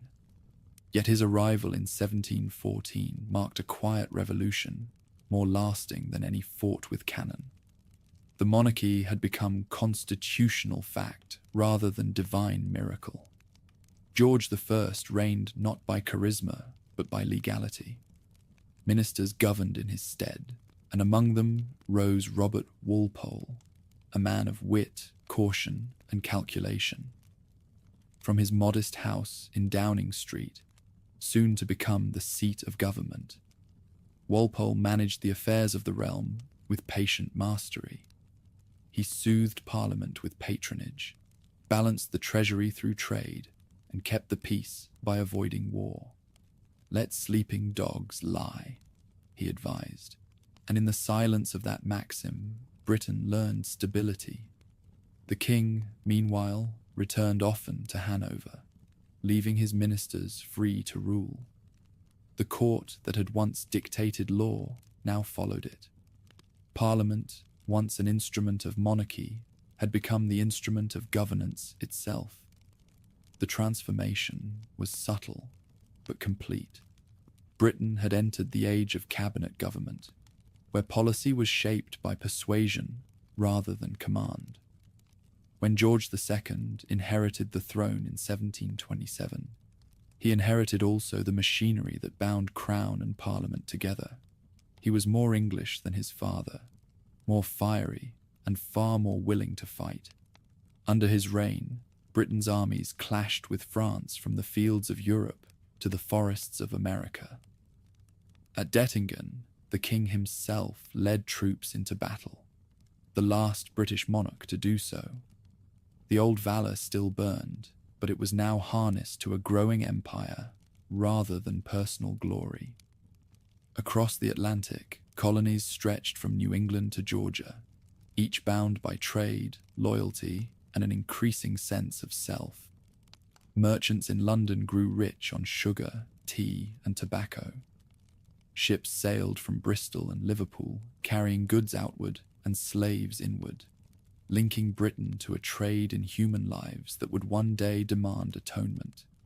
The empire was expanding, but so too were the contradictions that would test its conscience. When George III ascended in 1760, he was young, earnest, and determined to be more than a figurehead. "Born and educated in this country," he declared, "I glory in the name of Britain." His pride was genuine, his resolve unbending. Yet the Britain he sought to rule was no longer the one his forebears had inherited. Parliament was powerful, parties divided, and the press unrelenting. Across the ocean, a restless spirit of independence was stirring among the colonists who called him king, but demanded the rights of Englishmen. The spark came from taxes levied without representation. What began as protest turned to defiance, then to war. By 1776, the American colonies had declared their independence, their signatures on parchment echoing the principles once used to humble English kings. George regarded the rebellion as personal betrayal. His ministers saw it as political miscalculation. For 8 years, Britain fought to reclaim what distance and pride had already lost. When the Treaty of Paris recognized the United States in 1783, an empire seemed to die, but only so that another might be born. In the East, British traders, under the banner of the East India Company, were transforming commerce into conquest. Bengal fell, then Mysore, then the Maratha Confederacy. Soldiers in red coats ruled where merchants had bargained. The revenues of India replaced those lost in America. Its riches gilded the crown that had weathered humiliation. Yet behind the triumph marched unease. The empire's victories were purchased not only with gold, but with moral debt, a reckoning that later generations would struggle to pay. At home, the late 18th century was a season of intellect and upheaval. Coffee houses hummed with debate. Pamphlets fluttered through the air like migrating birds. The Enlightenment, born on the continent, found in Britain a fertile audience. Science, reason, and reform challenged tradition at every turn. Yet just as minds opened, the world trembled. In 1789, the French Revolution erupted, a declaration of liberty written in blood. Britain watched as kings were dethroned, priests exiled, and the guillotine replaced the cross. George III, already fragile in health, saw in France a vision of chaos that justified repression at home. His ministers outlawed radical societies and censored dissent, fearing that revolution might leap the channel. The wars that followed consumed Europe for a generation. From the smoke of those battles rose a new name, Napoleon.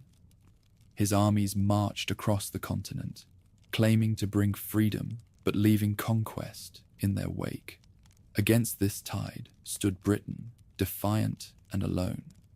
It was under George's son, the flamboyant Prince of Wales, that the monarchy became both spectacle and satire. As the king's mind failed, his heir ruled as Prince Regent, a man of fashion and indulgence who turned Carlton House into a palace of excess. He adored architecture, horses, and flattery, but his charm masked debts and despair. Yet in that gilded mirror of Regency England shone the reflection of a society transforming beneath its silks. Industrial towns rose where meadows had once stretched unbroken. The air filled with the thrum of machines and the clatter of iron wheels. Coal and steam replaced wind and muscle. Cities swelled with workers whose labor built fortunes for others. The smoke of progress darkened the sky, but its glow promised a new kind of empire, one powered not by conquest but by invention. When the old king died blind and mad in 1820, his son ascended as George IV, a monarch of taste but little temperance. His reign glittered with ceremony, the coronation, the rebuilding of Windsor, the triumph of style over substance. Yet behind the velvet lay restlessness. The post-war years brought hunger, protest, and demands for representation. The monarchy, insulated by luxury, seemed to stand apart from the people it once embodied. William IV, his brother and successor, sought to bridge that divide. Blunt, honest, and unpretentious, he presided over an age of change rather than grandeur. In 1832, the Great Reform Act passed, an event as revolutionary in principle as the civil wars had been in arms. It broadened the franchise, rebalanced representation, and began the slow transformation of Britain into a parliamentary democracy. For the first time, towns like Manchester and Birmingham sent voices to Westminster. For the first time, the House of Commons spoke for more than privilege. The monarchy watched, diminished in power, yet renewed in purpose. Kings could no longer command armies or dissolve parliaments at whim, but they could embody unity in an age of division. By the time William died in 1837, leaving the throne to his niece Victoria, the crown had completed its metamorphosis. It was no longer the engine of government, but its symbol, a living emblem of continuity in a world that refused to stop changing. As the new queen walked through the halls of Kensington, the air thick with the scent of coal smoke and roses, she was not merely inheriting a kingdom. She was inheriting the contradictions of an empire and the aspirations of a people who had learned to balance liberty with loyalty, progress with memory. Her reign would be longer than any before her shadow stretching across continents and centuries. The medieval crown had become modern, no longer a sword but a conscience, no longer the master of Parliament but its mirror. And beneath its polished gold, the pulse of the industrial age beat steadily toward a future that would test both empire and queen. Rain whispered against the windows of Kensington Palace as dawn broke on June 20th, 1837. Inside, a messenger knelt before a girl of 18 and addressed her as Your Majesty. Victoria rose from her chair, trembling yet composed, aware that the weight of centuries had settled upon her small frame. She had inherited not merely a crown, but the destiny of an empire that spanned the globe. The early years of her reign unfolded like the opening of a new chapter in an ancient chronicle. Britain was no longer the island of feudal lords, or even the court of perfumed monarchs. It was the workshop of the world, humming with iron and steam. Factories poured smoke over cities whose names had become synonyms for power: Manchester, Birmingham, Glasgow. The hum of progress was relentless, and the young queen became its emblem, modest, dutiful, and deeply conscious of the moral authority the crown could wield in an age no longer awed by divine right. Her marriage in 1840 to Prince Albert of Saxe-Coburg-Gotha transformed her life and her monarchy. Albert, quiet and methodical, brought with him a vision of kingship tempered by reason and reform.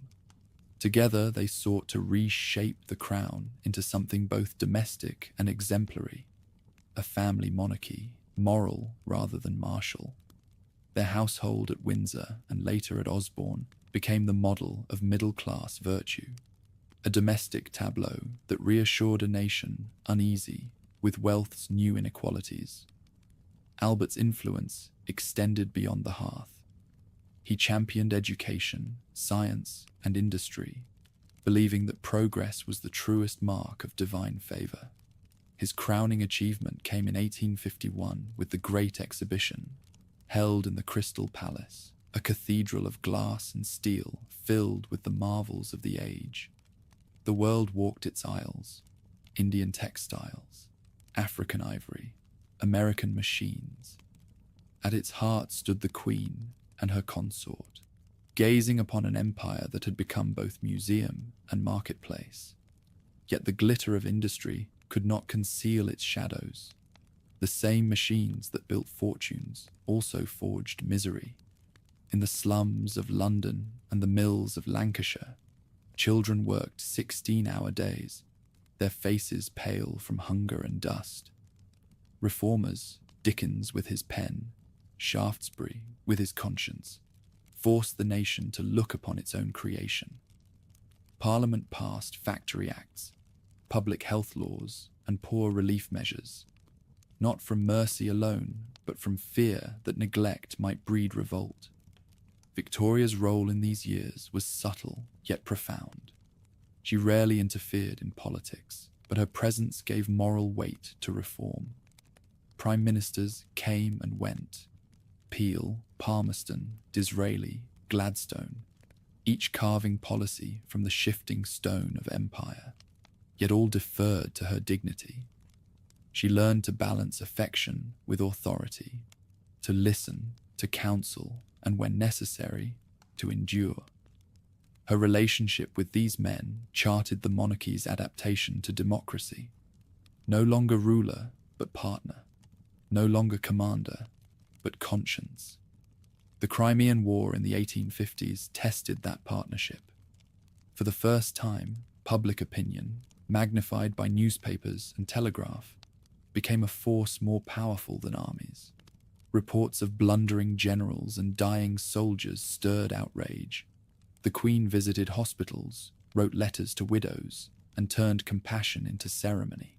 Her recognition of Florence Nightingale as the lady with the lamp turned mercy into national virtue. The monarchy had found its modern role, not to command war, but to sanctify sacrifice. Then, in 1861, the light dimmed. Prince Albert, worn by work and worry, succumbed to illness. His death left Victoria inconsolable. She withdrew into black mourning, vanishing from public life. Curtains were drawn at Windsor. The gates of Buckingham Palace stayed shut. For years the nation mourned with her, then wearied of her silence. The press, once reverent, grew restless, calling her the Widow of Windsor. Only gradually did she return to view, her grief transfigured into a kind of sanctity. The people forgave her seclusion, sensing that her sorrow mirrored their own. Personal loss turned imperial elegy. Meanwhile, the empire expanded with a rhythm as inexorable as the tides. Canada gained dominion status. India became the jewel in the crown. Africa's map was carved by British ambition and rival European greed. Steamships and telegraphs shrank the world. Missionaries and merchants carried the Union Jack to jungles and deserts where the sun itself never seemed to set. The empire's reach was vast, but so was its burden. Famine in Bengal, rebellion in Delhi, massacre in Amritsar, all revealed the moral contradictions of dominion. Britain ruled half the world, yet struggled to rule its own conscience. Disraeli, the flamboyant prime minister, understood how to turn expansion into spectacle. In 1877, he secured for Victoria the title Empress of India, binding her name to the furthest edges of empire. The ceremony flattered her pride and comforted her loneliness. She became more than queen. She was the matriarch of a civilization convinced of its destiny. Yet even Disraeli knew the glory concealed strain. "We have become great," he said, "but greatness is a burden that humbles." Gladstone, her rival premier, saw another truth. To him, the empire was not a trophy, but a test. His reforms, expanding the vote, reducing privilege and seeking Irish Home Rule, reflected a belief that justice must grow with power. Victoria distrusted his moralism, but history would prove him right. The monarchy survived because it learned to stand above the quarrels it could no longer command. By the closing decades of the century, the Queen had become less a ruler than a relic of continuity. Her Jubilee celebrations in 1887 and 1897 transformed her into something beyond human, a living monument. Crowds from across the empire thronged the streets of London. Soldiers in scarlet, princes in turbans, colonists and clerks marching beneath banners proclaiming loyalty. The old woman in black waved from her carriage, her face lined like the map of her dominions. Behind her eyes lingered both pride and weariness. She had outlived her husband, most of her children, and the century itself. In her final years, invention quickened beyond imagination. Electric light glowed in city streets. The telephone carried voices through invisible wires. The first automobiles rumbled through parks once reserved for horses. The empire had become a machine, efficient, restless, unstoppable.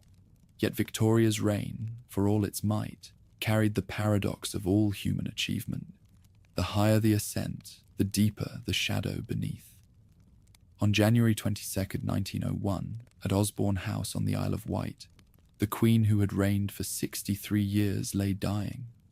Around her gathered her children and grandchildren, royalty from every court of Europe.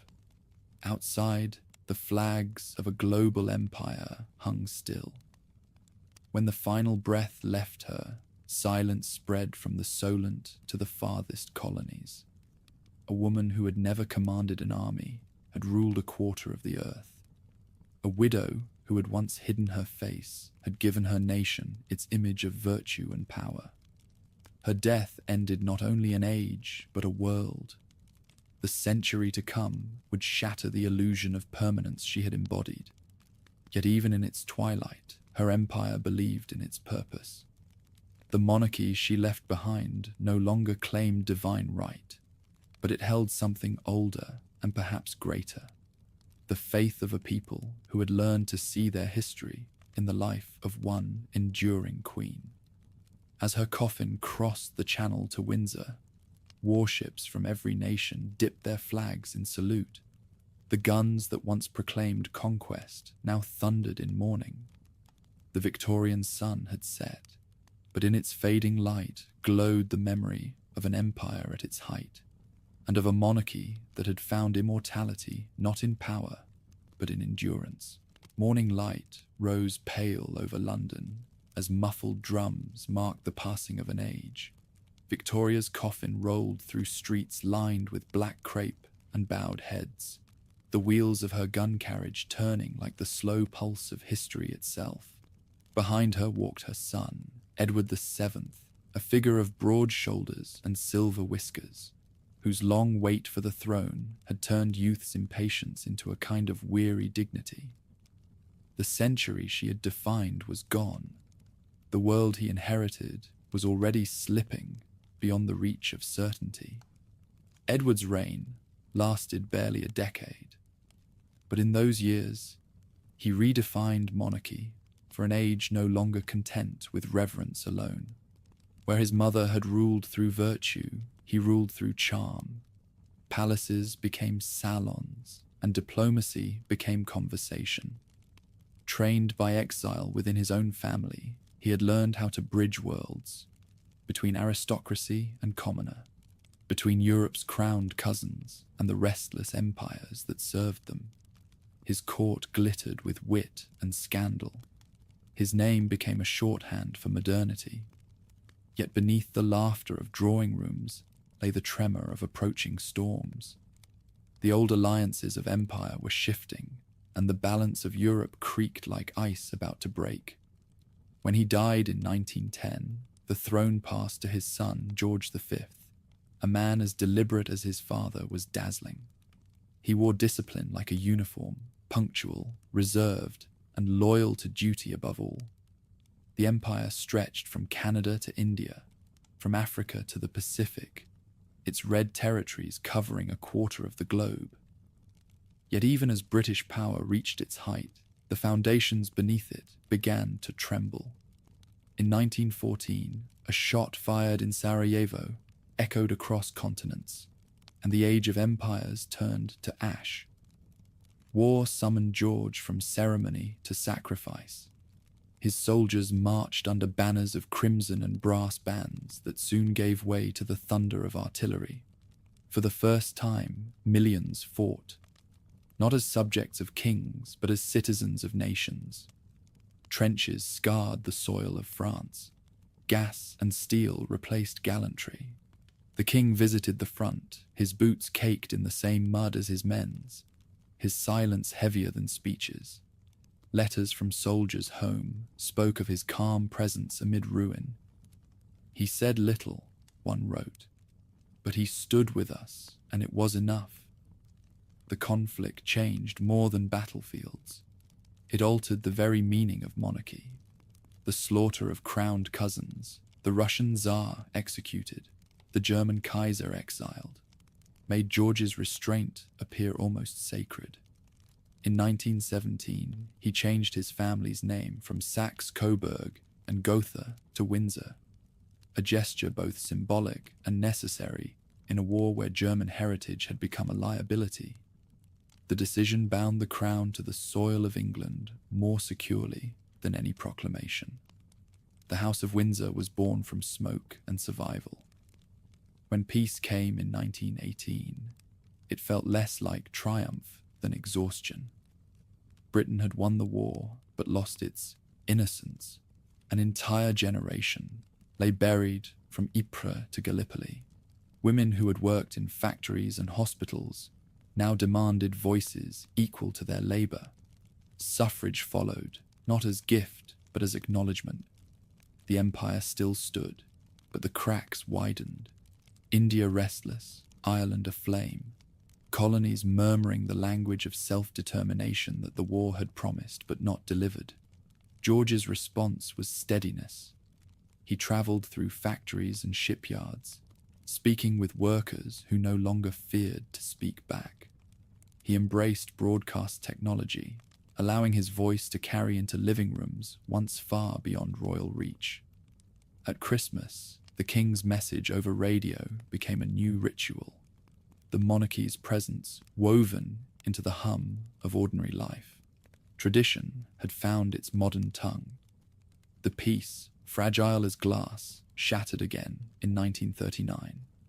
His son, Edward VIII, had reigned for less than a year before surrendering the crown for love.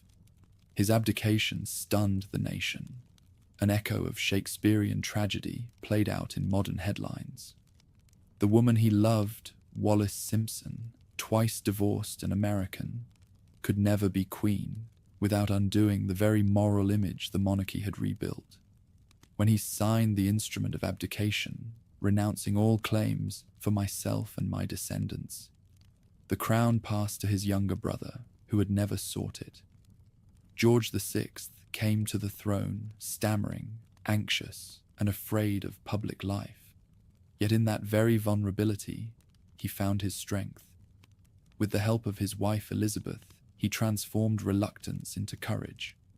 When bombs fell over London during the Blitz, the royal couple refused to leave the city. "The children will not go without me," the Queen declared, "and I will not go without the King." Their presence among the ruins turned duty into defiance. The monarchy, once distant, had become human. Throughout the Second World War, George became the quiet heart of resistance. His Christmas broadcasts offered steadiness amid fear. His visits to troops reminded them of continuity in a collapsing world. When victory came in 1945, it was celebrated not as a return to empire, but as the survival of spirit. Yet the cost was immense. Britain was broke, its colonies restless, its faith in its own destiny cracked. In the years that followed, dismantling became the new form of creation. India gained independence. Ireland departed the Commonwealth. Palestine divided. Africa's borders began to whisper change. The empire that had once painted the world in red dissolved into a constellation of nations bound by memory rather than command. George accepted it with melancholy grace.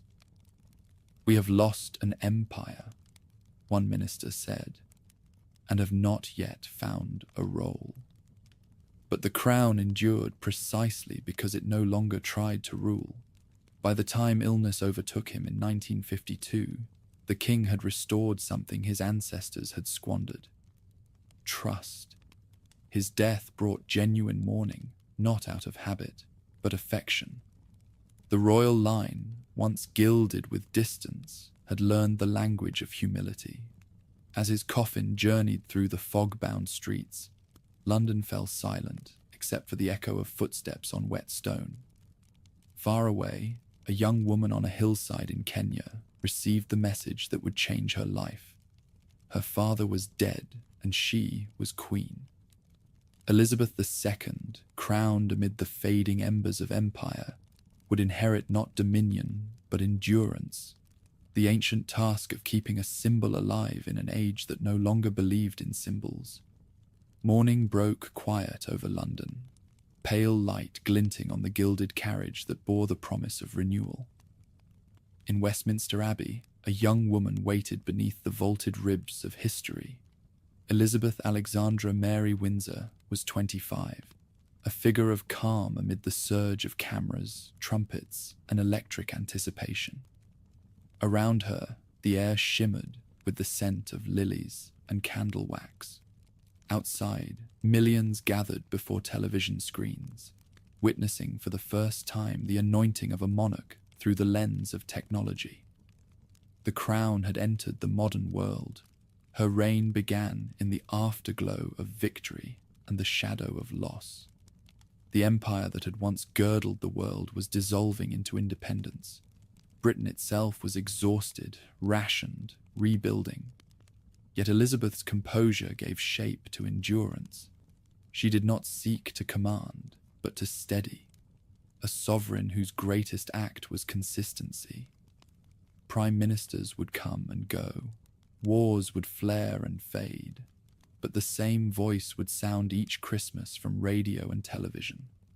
Measured, restrained, strangely comforting.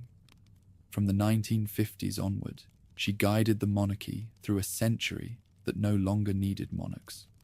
The Commonwealth replaced empire, its member nations bound not by dominion, but by shared history and mutual will. Across deserts, jungles, and new capitals, she became the figure that embodied continuity without coercion. When she stepped onto foreign soil, Accra, Delhi, Kingston, crowds greeted her not as empress, but as memory, a living fragment of a world both mourned and transformed. At home, Britain was remade. Tower blocks rose where terraces had stood, and the old hierarchies of class gave way to the noise of democracy. Cameras captured her on horseback at Trooping the Colour, walking her corgis through Windsor Park, or laughing beside her husband in Balmoral's grey hills. The monarchy that had once hidden behind palace walls had learned to live in full view. The golden thread of ritual endured, but its tone softened. Less command, more presence. Less divinity, more discipline. The storms came, as they always do. The 1970s brought economic turmoil, IRA bombs and strikes that left cities in darkness. Through each crisis she remained immovable, her silence a kind of speech. Yet even steadfastness can appear remote. In 1992, her annus horribilis, 3 royal marriages collapsed, Windsor Castle burned, and the press turned its appetite towards scandal. Reverence, once instinctive, had become curiosity. When Diana, Princess of Wales, died in 1997, grief erupted across the nation with volcanic force. The Queen's silence, meant as dignity, was read as indifference until her eventual address. Measured, humane, and sincere. Restored faith in the crown she wore so lightly. Survival became transformation. The 21st century opened with monarchy reduced in power, but magnified in symbolism. Elizabeth adapted without pronouncing change. She used the tools of the digital age sparingly but effectively. A website, a broadcast, a rare smile captured on a smartphone. Her authority rested not in novelty, but in contrast. In a world of noise, she offered continuity. In a century of impermanence, she became permanence itself. Through jubilees and anniversaries, through wars in distant lands and political tempests at home, she remained the country's still centre. Her reign stretched across generations, one that had known Churchill's cigar smoke and another raised on smartphones. When she greeted new prime ministers, it was less ceremony than rhythm, an unbroken beat in the music of national life. By the time of her Platinum Jubilee, she had reigned for 70 years, longer than any monarch in British history. When death came in September 2022, the news passed through phones and screens faster than bells could toll. London fell silent in a way it had not for decades. Crowds lined the streets for miles, waiting through the night to glimpse her coffin in Westminster Hall. Nurses, soldiers, and schoolchildren passed beneath the ancient roof in a quiet pilgrimage that transcended faith or politics. In their faces, one could see why monarchy still endured. It provided a moment where history and humanity touched. Her son had waited longer for the crown than any heir in British history. Charles III began his reign not as conqueror, but as custodian. His first words to the nation were simple: gratitude, service, duty, the vocabulary of inheritance without glory. He had spent his life under scrutiny, mocked for passion, pitied for patience, misunderstood in purpose. Now the monarchy's survival depended on his ability to make relevance itself a form of reverence. The Britain he inherited was no longer the island of Victoria or even of Elizabeth's youth. The empire had dissolved into the Commonwealth, a circle of nations tied more by sentiment than sovereignty. The population was global, the faiths plural, the future uncertain. Yet the institution endured, shifting from symbol of power to vessel of memory. Where once kings had embodied conquest, now they stood for continuity, an anchor in an age adrift. Charles's vision of kingship bears the marks of his long apprenticeship. He speaks of environment, faith, and community rather than dominion. His monarchy must persuade rather than proclaim. In this, perhaps, lies its survival, that the crown, now lighter than ever, rests upon a head willing to share its weight with the world. Processions still move down the mall. Soldiers still bear scarlet and gold. Yet the meaning beneath the pageantry has changed. The crown no longer claims to rule. It exists to remind. It reminds that time can be endured with dignity, that tradition can adapt without vanishing. From Victoria's empire to Elizabeth's Commonwealth to Charles's uncertain modernity, the British monarchy has persisted by surrendering power while perfecting presence. It has become not the engine of history, but its witness. And as dusk gathers over the Thames and the Abbey bells fade into the hum of the city, the crown endures, no longer an emblem of dominion, but of memory. In its polished gleam lies the echo of every oath, every coronation, every silent nod between ruler and ruled. The age of empire has ended. The age of continuity remains.